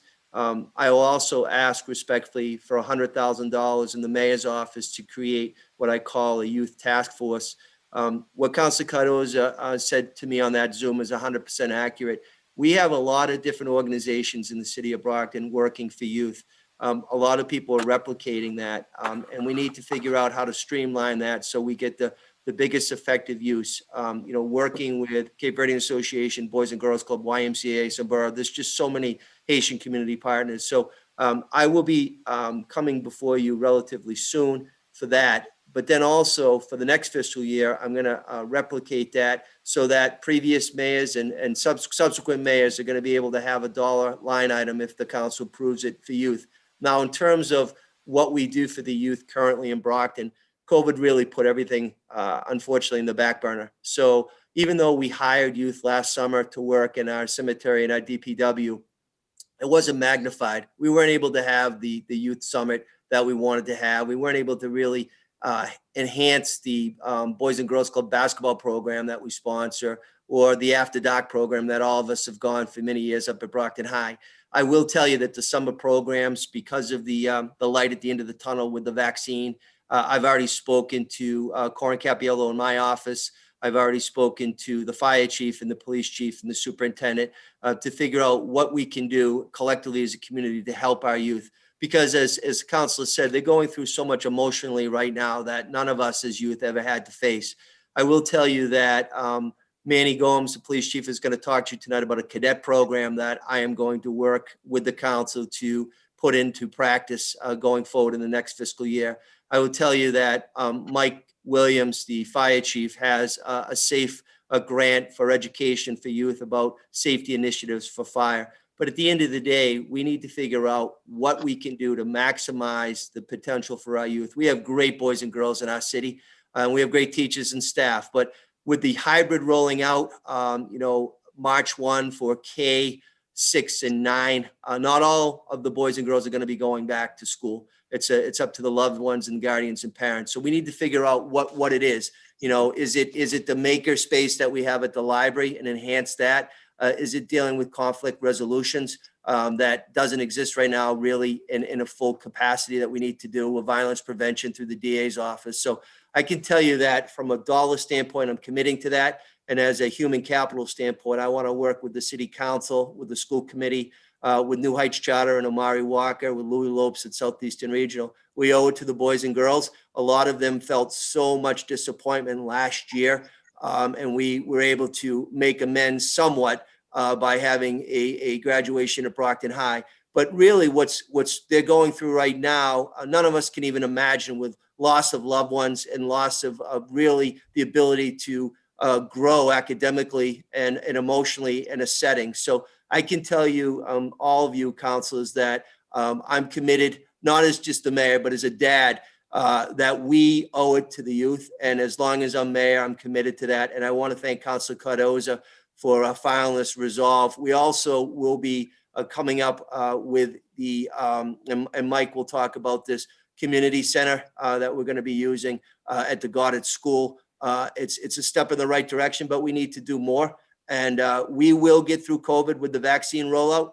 And we need to have the recipe for success. And I just want to tell you that I believe that money is going to be needed.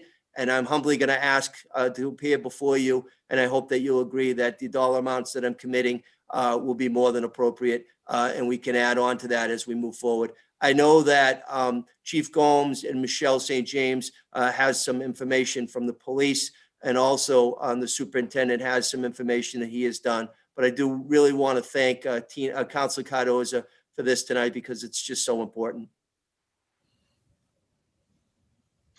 Mr. Superintendent? Thank you, Mr. Chairman. Thank you, Councilor Cardoza, for having us here tonight.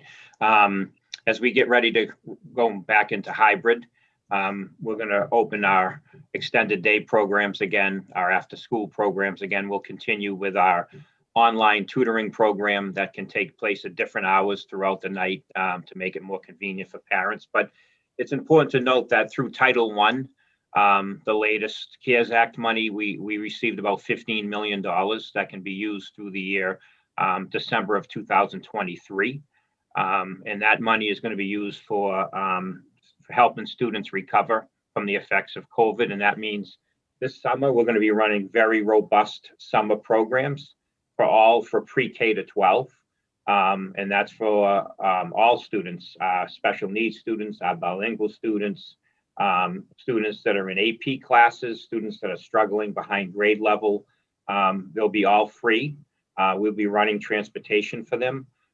We have task force at every level now working together to put these summer programs in place. We also are going to start a summer program for our pre-K students, where a lot of parents decided not to send their children to kindergarten this year. They decided to hold them back. So we have to come up with a summer program to help those students catch up. And then we'll evaluate whether they'll, start kindergarten or go into the first grade next year. So there's just so many programs that we're going to, pretty much every school is probably going to be pretty close to full this summer. It's going to look like regular school, because I just think we have no choice. And then we'll still continue to partner with our community partners. The Cape Verdean Association runs a great summer program. They have for years in the Brockton Public Schools. Sabora runs a great program in the Brockton Public Schools. Our special ed programs continue to run because it's mandatory through the IEPs that we have summer programs for special needs students. So that's the important thing that we're going to have to do, is really put together robust summer programs that meet the needs of our students. And again, 5 days a week. And then when we get back to school in September, actually when we get back to school this spring, if the numbers continue to decline, we'll be running Saturday programs.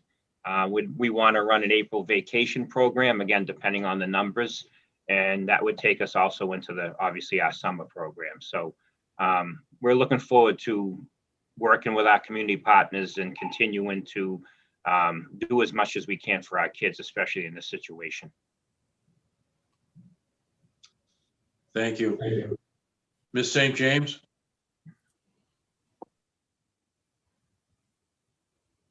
Sorry. Hi, yes.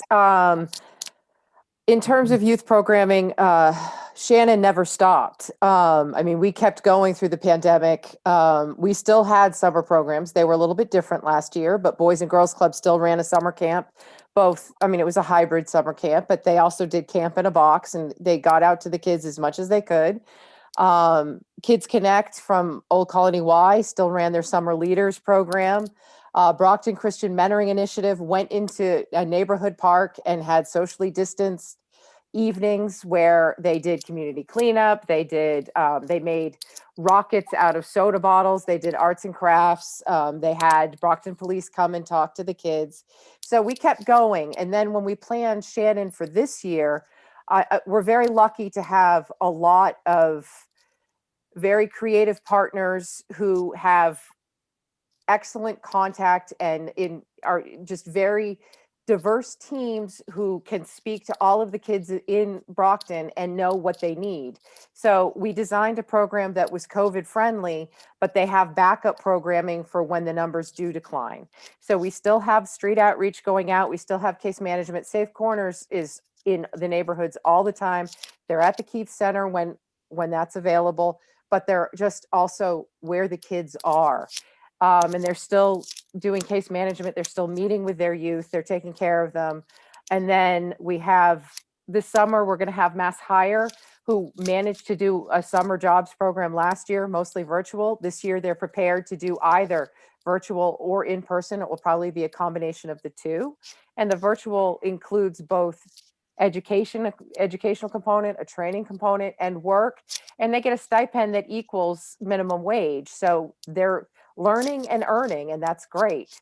And then this year, because even before COVID, one thing we knew was really missing in our Shannon program was mental and behavioral counseling for our youth because of trauma.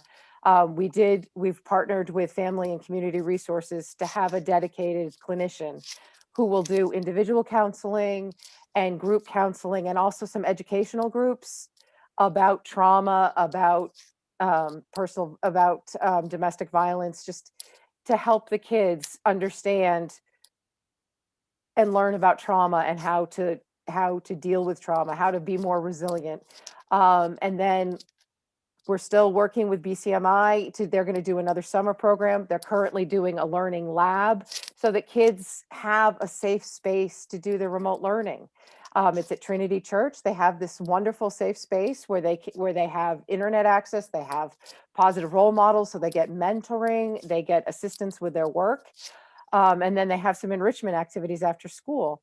And Boys and Girls Club transformed their Brockton Clubhouse into another learning pod. So again, one thing we found is that kids need a safe space to do their remote learning. Parents have to work.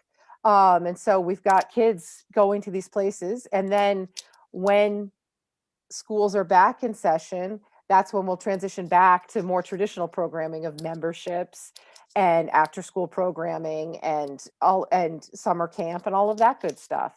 But the biggest thing we try to do with Shannon is to reach as many youth as we can in as many ways as we can, developing. It's taken time. I mean, when I came in 2018, what Shannon was street outreach and case management, graffiti removal, and BCMI had funds to mentor 5 youth individually. And so what we've tried to do and what we have done since then is really reach into the community and try to use both big organizations and grassroots organizations to build a well-rounded program. And so we've gone from having $290,000 from the state to having $623,000 from the state and reaching more youth. And we're going to keep trying to evolve our program to meet the kids where they are and give them what they need, with the teams of people who know how to reach them best and who can talk to them and get them what they need. And we'll just keep doing that. And we use our other grants, SSYI. We're trying to get youth, that is a very targeted population. And to reach them, we need to give them ways to earn money. So we're really targeting educational programs and work programs. And we're evolving that and growing that with Mass Hire and Massasoit. And then with youth, I mean, we're just trying to reach youth wherever we can. We use our car seat grants, Buckle Up for Life. That's another opportunity, not just to make kids safe, but to really talk to the families and find out, what else do you need? What else can the Brockton Police link you to? What resources can we link you to? And that's really how we're trying to approach all of this with youth. Thank you. Councilor Cardoza, before I go on to anyone else, have you anything further? I just have a question for the mayor. So recently we were designated age-friendly, and we have a senior center. So I'm wondering if there is any plans for a youth center. You know, that's come up time and time again, something similar to a senior center, but for youth. Thank you, Counselor. I actually had a meeting today with the state delegation, Lita Cronin and Rep. Dubois and Cassidy and Senator Brady, and some representatives from Massasoit. So just know that it's definitely something that I support. I need to figure out a location for that, Counselor. You know, other municipalities such as the town of Randolph has an intergenerational for young and old. Now that was about a $10 million commitment. But I also know that we have some buildings in Brockton. Mike Thomas, the superintendent, and I took a tour of the Shaw School. That is in rough shape. We took a tour last week. That would not suffice. I will say that the Goddard School will be a community center, but it doesn't capture everything that a modern youth center would do. So I'm ready, willing, and able to work with anybody that comes up with some suggestions, and we'll look at that. There is going to be some money commitment, but again, they're the next generation. So, you know, we are looking this Thursday. I'm going to walk the old Christos 2, the old Massasoit Conference Center, with Jim Plouffe, the building commissioner, and Bill Mitchell from Massasoit. I'm hearing mixed reviews about that building. Some say it's okay, some say it's a knockdown. But I will report back to all of you, and especially Councilor Cardoza, because since I've been mayor, the councilor and I have been talking about this, and it's very important. And I know the superintendent supports it as well. Okay, thank you, Mr. Mayor. And for just for Mike, when you spoke about the CARES Act supporting some summer programs, does the CARES Act, can we reimburse for more adjustment counselors? Isn't that all part of, Yes. you know, mental health services for youth in the schools? Yes, so we will be hiring more adjustment counselors with that CARES Act money, and also the budget looks good. As you know, last year, before COVID, we were going to add 14 additional adjustment counselors, and then with the new Student Opportunity Act, and then obviously COVID pulled the rug out from that. So with the CARES Act money and the money through the Student Opportunity Act, which looks like it's back, we would be adding those adjustment counselors positions back as well. But also, we still have 14 community mentors that service our youth. We have our bilingual community facilitators that also serve, and we'll be looking to add to those positions as well. Thank you, thank you. And just one final question, maybe Michelle, do you know of the summer job situation in the city right now for youth? I know Mass Hire is, besides what they're doing with Shannon, they're gearing up for a big summer jobs program. They have a lot of different sources of funding for that. So, I mean, with Shannon, they do specifically at-risk youth, but they have other sources of funding but I don't know if they've put anything on their website about it yet. But as soon as I have it, I will send it out through the Shannon Steering Committee, so you'll get that information then. Thank you very much. Thank you all. Thank you, Mr. Chair. You're welcome, Counselor. Counselor Rodriguez. Thank you, Mr. Chair. I want to take this moment just to thank Superintendent Michael Thomas. The Cape Verdean Association, I'm now using a couple of hats that I actually have here. We've had a long history of a relationship with the schools. And even this year with COVID, we were able to run technically a regular summer program outdoor with over 100 and something kids. But most importantly, we were able to employ over 30 kids, 30 inner city kids. We provided them a 7-week paycheck that they can actually have used from July until the end of August. So it was with his work and his help that actually helped facilitate that. And I haven't had an opportunity to thank him, at least in this particular forum, but it's through his great work and the ability that those funds actually became available. I think it was done through the CARES Act that those funds went directly to the young people that were actually involved in that program. And we were able to employ 30 somewhat, mostly Cape Verdean kids, but there were some Hispanics, some Haitians mixed in with that group as well. And again, it was done out of the Angel School. We were able to do it outside, and we had over 100 kids basically 4 days a week that participated in that program. No one got sick. Distancing was not an issue because they follow the protocols that we had established. But I wanted just to publicly thank the superintendent for the work that he did and the fact that he continues to believe in all of the communities, making sure that everybody in this community partays and does what it needs to do. But Mr. Superintendent, I just want to thank you publicly for that. Thank you, Counselor. I really appreciate it. Thank you. Thank you, Counselor. Counselor Nicastro?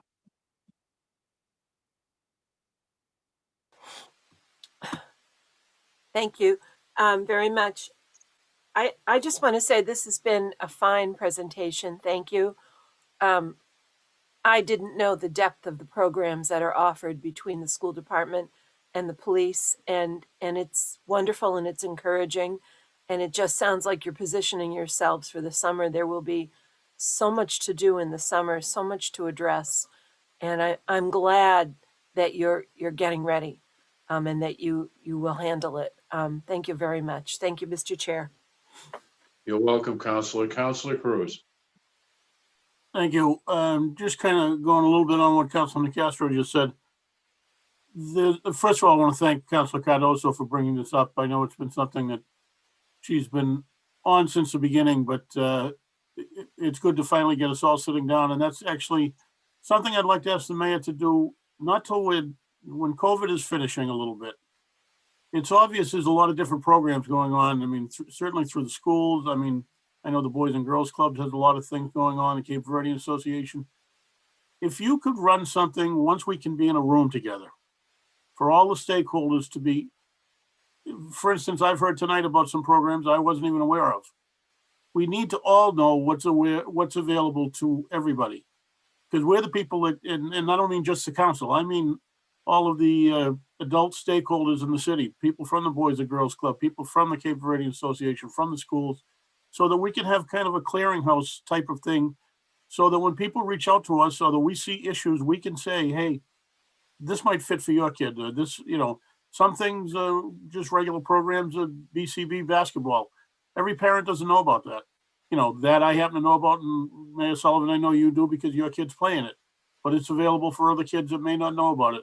I'm not aware of some of the things, say, that the Cape Verdean Association is doing.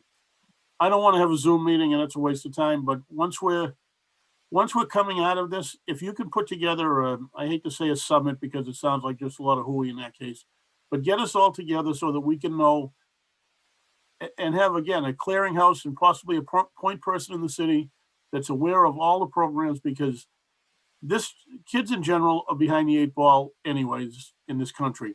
Kids in Brockton are farther behind the 8 ball, but coming out of this pandemic, they're going to be years of needing a lot of help from all of us, whether they're 4 years old or 24 years old right now. So I would ask you that if you could put that together again, I hope that, maybe by May or June, we'll be able to be in rooms together and put together an exhaustive list of what's available, because every kid is different. Some kids need sports, some kids need learning pods, but the biggest thing this group of kids is going to need is social retraining almost. And if we don't know what's available for everybody, we can't help everybody.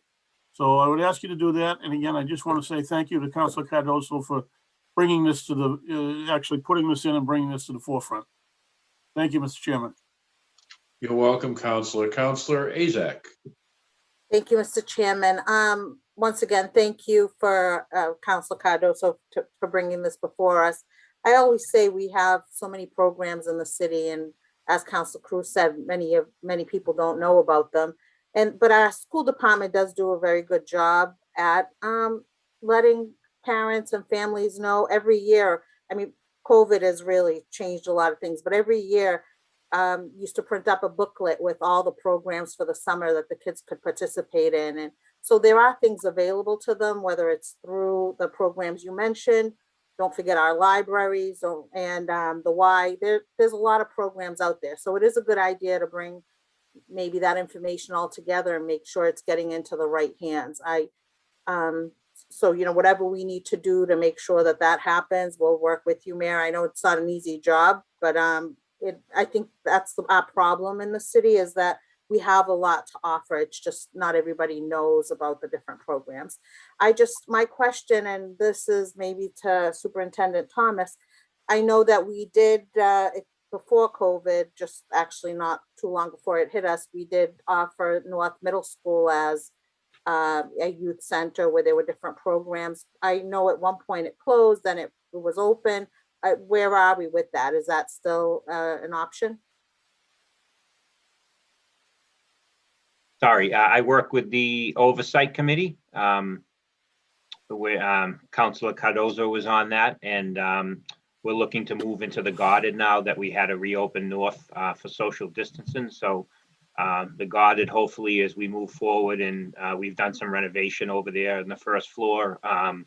And as we move forward, we hope that becomes the full community center with, the mayor is going to work with us to put an elevator so we can get full use of the building. But we've been in there renovating this fall and winter. So and I know the Oversight Committee, actually, we meet this Thursday night and they have their programs ready to roll. And hopefully within the next month, programs will be running. But again, it's not me, it's the community, the Oversight Committee that has put all that time and effort in. I just sit by and try to support them as best I can. And they do all the work. They talk to all the providers, and they put a ton of time in and have continued to do that through the pandemic, and they have not stopped.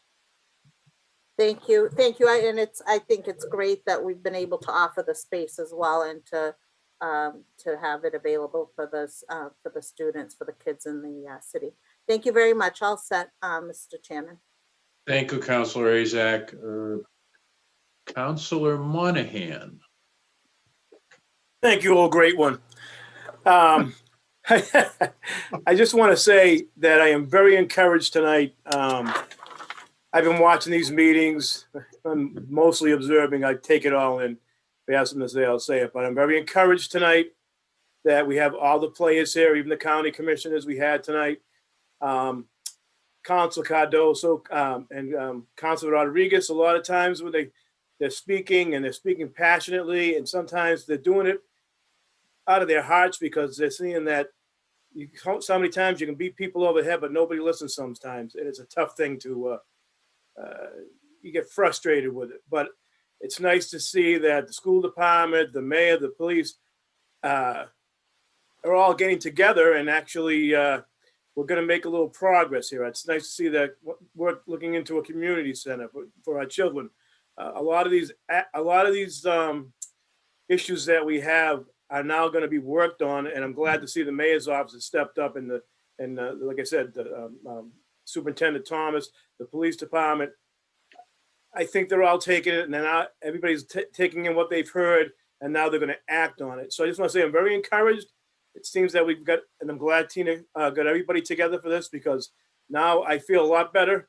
I think we are going to make progress, and I think going forward, we're going to be a better city for us. So I want to thank you, Tina, and Moises, and everybody else that's involved here. And it's just encouraging, and I hope we do follow through with all these things. So thank you, Mr. Chairman. Mr. Chairman? Yes. Could I say a thank you to Mr. Councilor Monahan for putting the picture of Lou Ferrigno up tonight?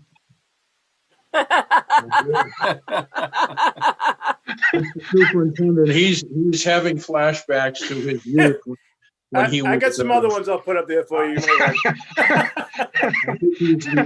Mike gets better than what he really looks like. Yeah, the hair has gone, but Councilor Monahan's personality remains. That's what counts. Thank you, Councilor. Councilor Nicastro. Thank you. I forgot to say, and I wanted to piggyback off something Mayor Sullivan said. I have friends that use the intergenerational rec center in the town of Randolph, and it's just super. And we deserve something like that. We deserve a brand new complex with a pool and you name it for our families and everyone to enjoy in the city. I would love the opportunity to work with anyone on that. So I throw that out to you. It's not our topic tonight, but I didn't want to let that go without saying something. Thank you. Thank you, Counselor. If everyone else has spoken, I just wanted to ask the chief a question. Could you expand on the cadet program a little bit? That piqued my curiosity. Thank you. First, I just like to say very quickly, I want to thank Michelle for articulating all the grants that we have. And Michelle has been a key figure in bringing the great success that we have with it. In the last couple of years, we've taken 2.4 million in grants and turned it into 4.4 million in grants. So there's been an awful lot of work and expansion. And as you know, that in order for these grants to get renewed and get updated and get refunded every year, there is rigid oversight. There's all kinds of mandated reporting and vigilance that goes with these grants. So she deserves a great amount of credit with that. We've also, with the grants, we've taken some of the outside contractor work and taken it upon ourselves to save that money that would have gone to people to do the managing of the grants. We do that out of our costs so we can put more money into these programs and put that money on the street. I just wanted to put that out there, Counselor. As far as the cadet program, trying to create a cadet program here for the city that will be exclusive for Brockton residents. We're looking at between the ages of 18 to 24. You do age out of the cadet program. That'll serve as a gateway for Brockton residents to go into a field that they think they might want to end up in law enforcement. They'll give us an opportunity to have them at the station. It's a win-win for us. We get to see the ability of someone long before they're hired permanently. They also would be a great assistance. And I think that the win-win and the cost savings to the city is that right now, through state mandated things such as licensing through firearms and sexual registry and all kinds of mandated reporting. And I see that even through the new bill that just passed, there's going to be a lot more aspects of that. So with all those things that I just mentioned, it forces us to take people off the road. And some of these jobs are very costly being done at patrolman or even at sergeant's pay. So that would be a great help to us. Now with the cadet program, what it does for the individuals, if they are successful in it, they will get preference on the civil service list and be placed ahead of some other people by way of preference. And it would give an opportunity for Brockton residents to have that preference to be hired permanently within the Brockton Police Department. And it'll also serve as a jobs program. And when I say the savings, we'll be able to still pay these individuals, but at a much lesser rate than we pay full-time police officers to do some of these jobs that have to be done. Thank you. Thank you, Chief. Further discussion, counselors?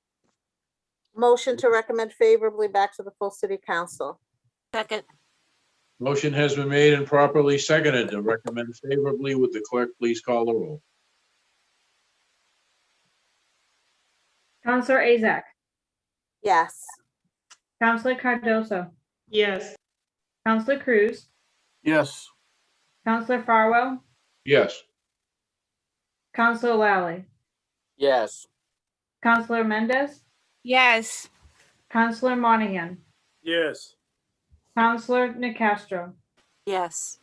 and Counselor Rodriguez. Yes. That's 9 in the affirmative. Recommended favorably to the full city council. Thank you, Counselor, Counselor. before we start item number 9, it is my error. I did not invite Pastor Richard Reed, who is assisting Mr. Hogan in this issue that's going to be discussed. I apologize. That's my error. And if there's no objection, the 2 invited guests will be Mr. Hogan and Pastor Richard Reed. And the chair hears no objection, so we will go on to item number 9. Resolved to discuss reviving cultural affairs and tourism in the city of Brockton. Be it resolved that Bill Hogan, President of the Downtown History Museum of Brockton, be invited to the next Finance Committee meeting to discuss plans to help revive the Cultural Affairs and Tourism Group in the city of Brockton in the year 2021. Invited Bill Hogan, President of the Downtown History Museum of Brockton. And I'm up. Good evening, gentlemen. Hi, Councilor Fowler. Councilor Azak, you sponsored this, so would you Yes. like to speak? Okay. Yes, I did. So thank you both to Reverend Reed and to Mr. Bill Hogan for being here this evening. This is, tourism and cultural affairs are our passion. And I know that Mr. Hogan has put together, he's going to do a little bit of a presentation, then if councilors want to ask questions. But this is something that's been existing in the city and we're hoping to get it revived and up and running again. So Mr. Hogan, you're up. Well, thank you, Shirley, for arranging this. I really didn't think I was going to be here. The mayor's office emailed me yesterday, Marcy, I believe her name is, and I declined because I didn't know how to do the Zoom.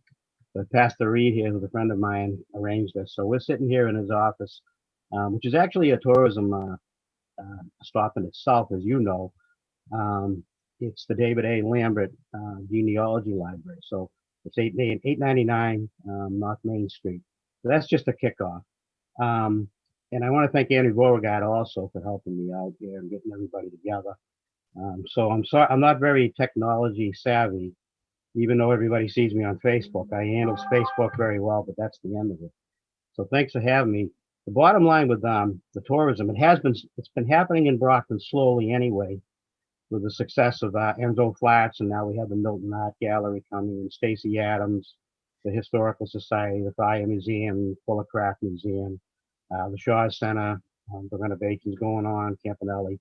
So it's like the elephant in the room. It's here. We have to look. Actually, it's right there, but we don't really appreciate the potential that we have. A city the size of Brockton with 4 golf courses. Think about that. You may not be a golfer. I'm not. I go out on the course, but I wouldn't call it golfing. But we have all these nice things here that we can kind of string them together. It's an industry that we can bring to Brockton without actually building, say, a warehouse or a factory. It's all these things that we already have, plus what we can have. Some of the things, some of the events that we should take advantage of this year is the 50th anniversary of Summerfest. It started in 1971. I know Councilor Cruz, Monahan would have taken part in that. Mr. Farwell was probably there.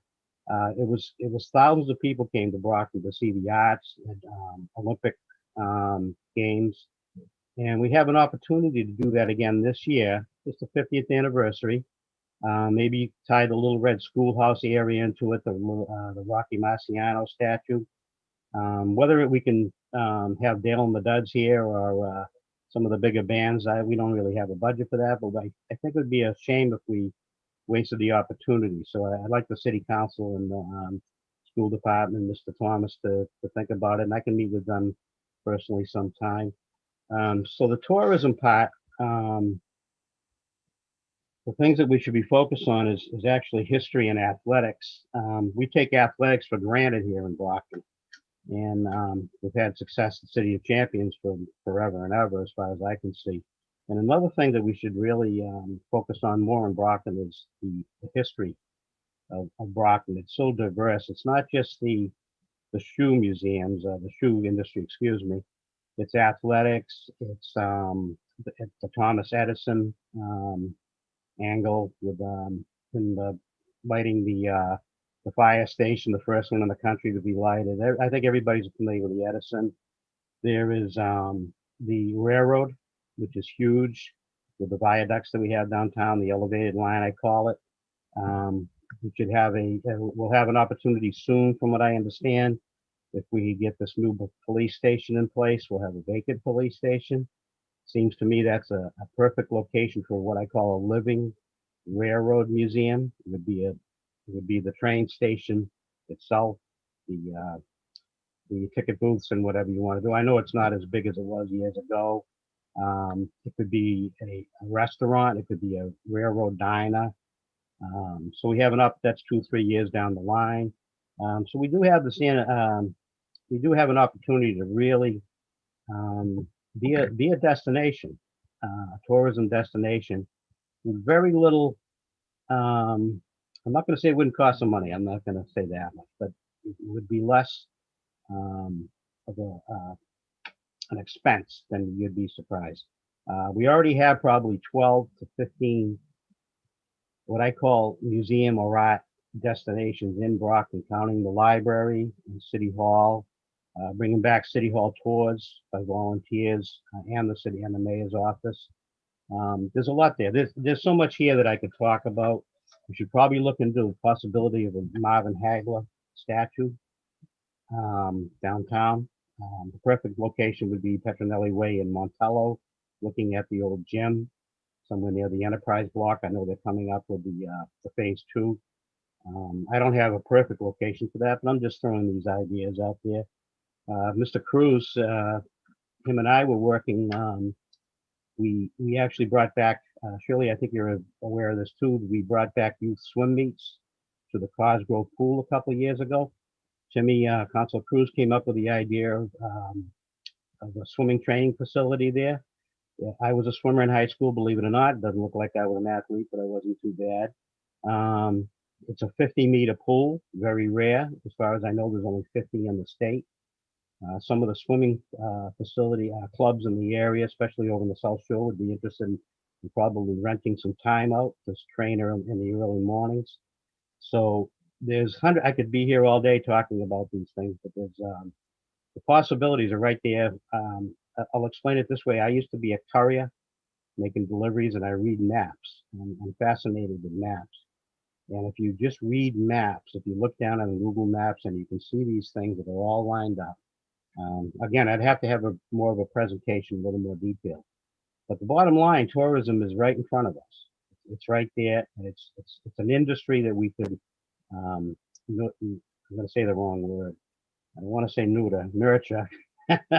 Nurture along. Some of the people that have been fighting the battle is Arnie Danielson and the Enzo Flats.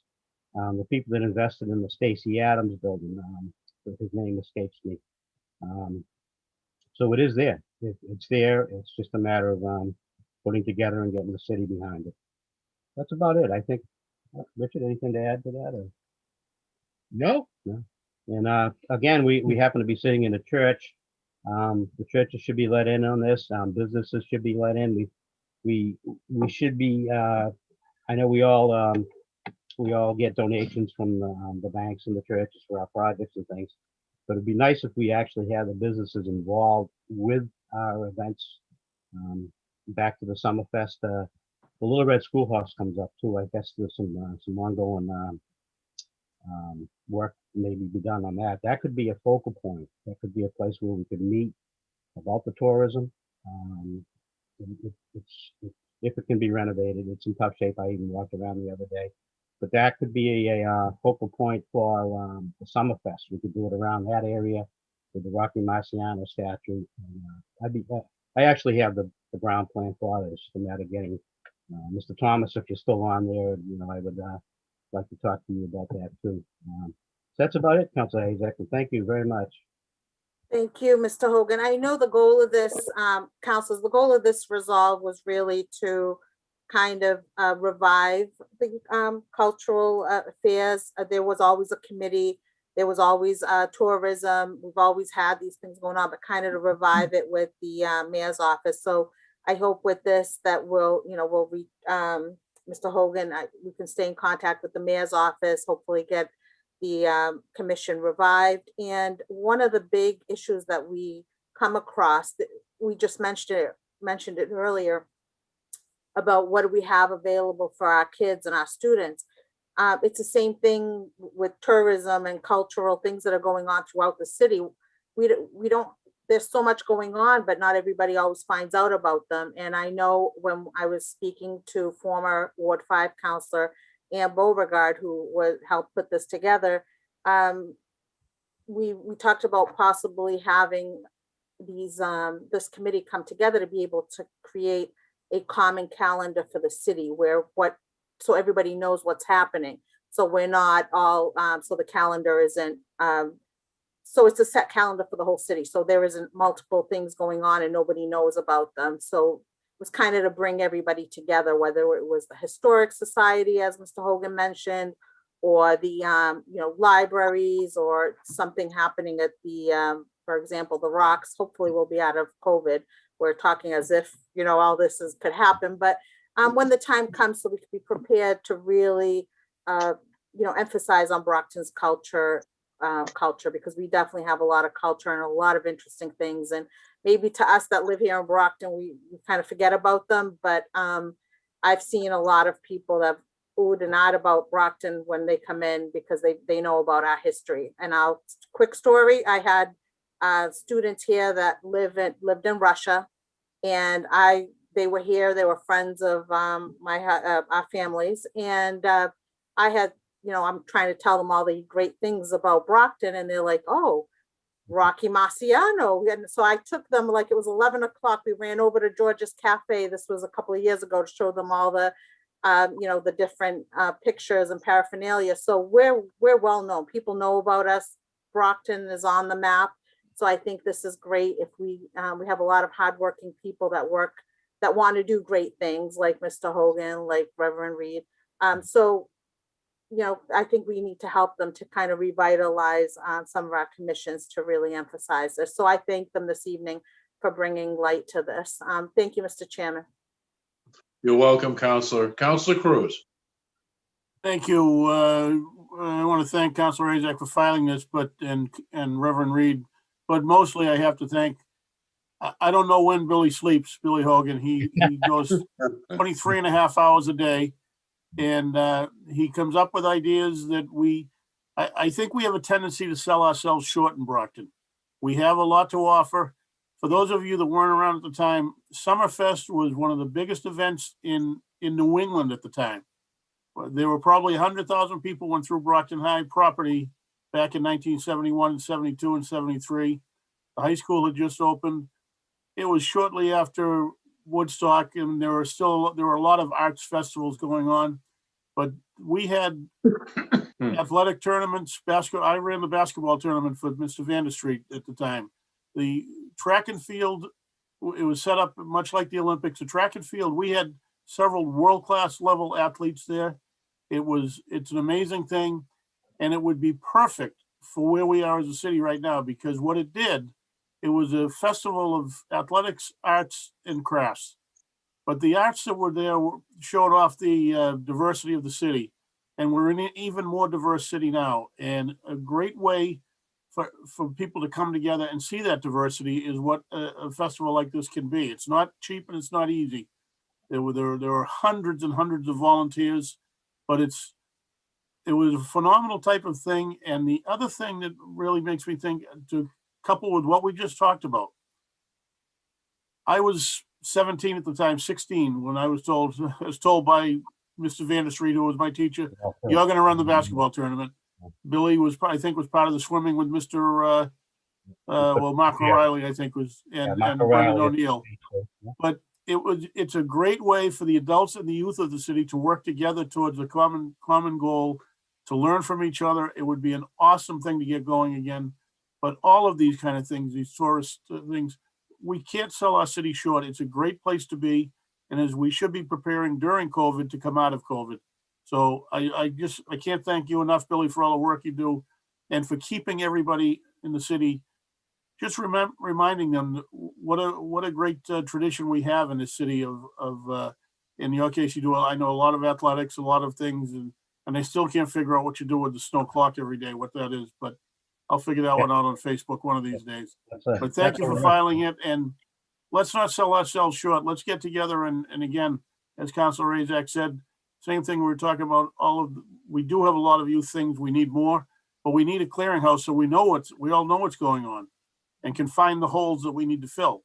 Same thing with our tourism and our cultural events. We need to all be able to know. So if somebody says, "Hey, what's going on?" we can tell them what's going on. So thank you very much. And thank you, and Reverend Reed, for all you do. Thank you. If I could just jump in here for 1 second, you'll be the first ones to hear this, but with our research library here, the David Allen Lampert Library. We do genealogical research. We have it all here. But just 2 days ago, we've been invited to host a international conference lecture on researching Irish heritage. And so it's being done by a group out of Israel and will be broadcast from here all around the world, right around St. Patrick's Day. Congratulations, wow. If I could, Mr. Chairman, let me just say, Reverend Reed, that's awesome. So if we get Councilor Rodriguez involved, we'll have a Jewish group from Israel running an Irish genealogical thing, and we'll get Cape Verdean to run it. How's that? All inclusive. Sounds like Sounds a like good plan. the only one who Brockton. won't like it is Councilor Farwell, because he's been here since before the Pilgrims got here. That is true. That's true. And you, Councilor Cruz, you mentioned world-class athletes. Let's delve into Councilor Monahan's baseball prowess at another time. It's getting late, so. Anyone else? I do see that Councilor Cardoso has her hand up. Councilor. Thank you, Mr. Chair, and thank you, Councilor Azak, for bringing this up. I think it's super important. And I'll just echo what Councilor Cruz said. I love the multicultural events. So if we can bring some of that back. I also think a multicultural sort of information center would be great, where we can highlight, some of the cultures that have been here in the past, that are here now, hopefully downtown, so people can access it, readily when they come into the center. And then, Mr. Hogan, thank you for being here. There's been talks about the Black Doll Museum. I'd love to see them come into town. They were out in Mansfield. And, I think having them in our downtown would be awesome, to highlight some of the cultures, in some of the folks in Black history that with the dolls that they do. So if you want to look into that. The Black Doll Museum, yep. They're looking for a home. I think that would be great for our city. And the kids get, they go to the museum, they learn Black history, and they make their own dolls. So I think that that's something worth looking into. I'm actually looking for a home myself. I'm all over the city. Yeah. The library, at the church. My house looks like a hobby shop. Yeah. And I'm the roaming museum, I guess. Yeah, that's the kind of stuff we would like. Yeah. Yep. So look into that. And then one of my constituents mentioned a children's museum, which we don't have in the city. So that's something that I think would be great for the city as well. And I think all of these things could generate revenue for the city as well, on top of highlighting the different cultures and all of that. So just some ideas that people have thrown out there. But thank you for all that you do. Thank you, Mr. Reed, and thank you, Councilor Azak, again. Thank you. Just Thank a you, Mr. quick Chair. response, Mr. Chairman, to Councilor Cardoso. Yes. So we don't have a children's museum, Councilor, but Fuller Craft Museum, which is in Ward 7, and it's absolutely beautiful. Anybody who's never been there will be definitely surprised and happy once they do visit it. They do programs. I don't know what they're doing now during COVID, but in regular times, they would have programs for children. They would have classes, art classes, special exhibits, special things for kids. So even though it wasn't a specific children's museum, they do have some programs for them, which is, I know a lot of people always forget about it because it's nestled up in right near the entrance of DW Fields Park, but it's actually a gem that we have in the city. So it's actually beautiful. Thank you. So with that, if there are no further questions, I make a motion to recommend this favorably back to the full city council. Second. All right, it's been moved and properly seconded to recommend favorably. Would the clerk call the roll? Councilor Azak. Yes. Councilor Cardoso. Yes. Councilor Cruz. Yes. Councilor Farwell. Yes. Councilor Lally. Yes. Councilor Mendez. Yes. Councilor Monahan. Yes. Councilor Nick Castro. Yes. Councilor Rodriguez. Yes. That is 9 in the affirmative. Recommended favorably to the full city council. Councilors, I believe that concludes the agenda. Do we have any recognitions? I see two hands up. Councilor Azak. Thank you, Mr. Chairman. So I would just like to take a moment and send out a public congratulations to our state delegation. Senator Mike Grady, State Representative Claire Cronin, State Representative Jerry Cassidy, and State Representative Michelle Dubois on their committee appointments. But I would like to especially send out a special congratulations and recognition to State Representative Cronin, Claire Cronin, who has had many firsts in her career, but she was the first woman to chair the Joint Judiciary Committee just a few years ago, and we recognize that here with our colleagues. We recognized her, but now she will be the first woman to serve as Majority Leader, and that is the second highest position in the House leadership. So she makes us proud, Brockton proud. Congratulations to all of them. They serve us, they serve Brockton well. So I just want to make sure, I know that Mayor Sullivan mentioned numerous times, Leader Cronin. So I just wanted everybody at home to know what that really meant. So we're very proud of her and congratulations to all of them. Thank you, Mr. Chairman. Thank you, Councilor. Councilor Cruz. Thank you. And I say here to what Councilor Razak just said. I just want to let Mr. Chairman, and the committee that shortly after we took a vote, Ms. Voorhees was able to get on. I let her know through the private chat that we had already voted. She's out of town and had trouble with her internet connection, but she was online right after we had voted and she apologized. I just want to let the committee know. Thank you, Councilor. Councilors, could we hold for a minute? I'm getting a text message from people that we are not on the air. BCA, can you check and make sure that the meeting is still airing?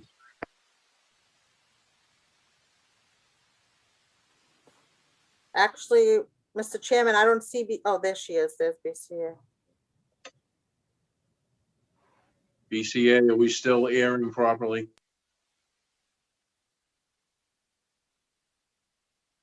The comment in the chat from BCA says yes.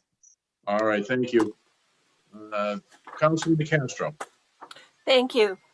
To close the evening, I'd like to invite everyone. This Thursday night at 6:30, the Public Safety Committee will meet virtually on Zoom, although I understand from BCA that it will be broadcast on Channel 12 live on the television. It will also be available on YouTube and the Brockton channels.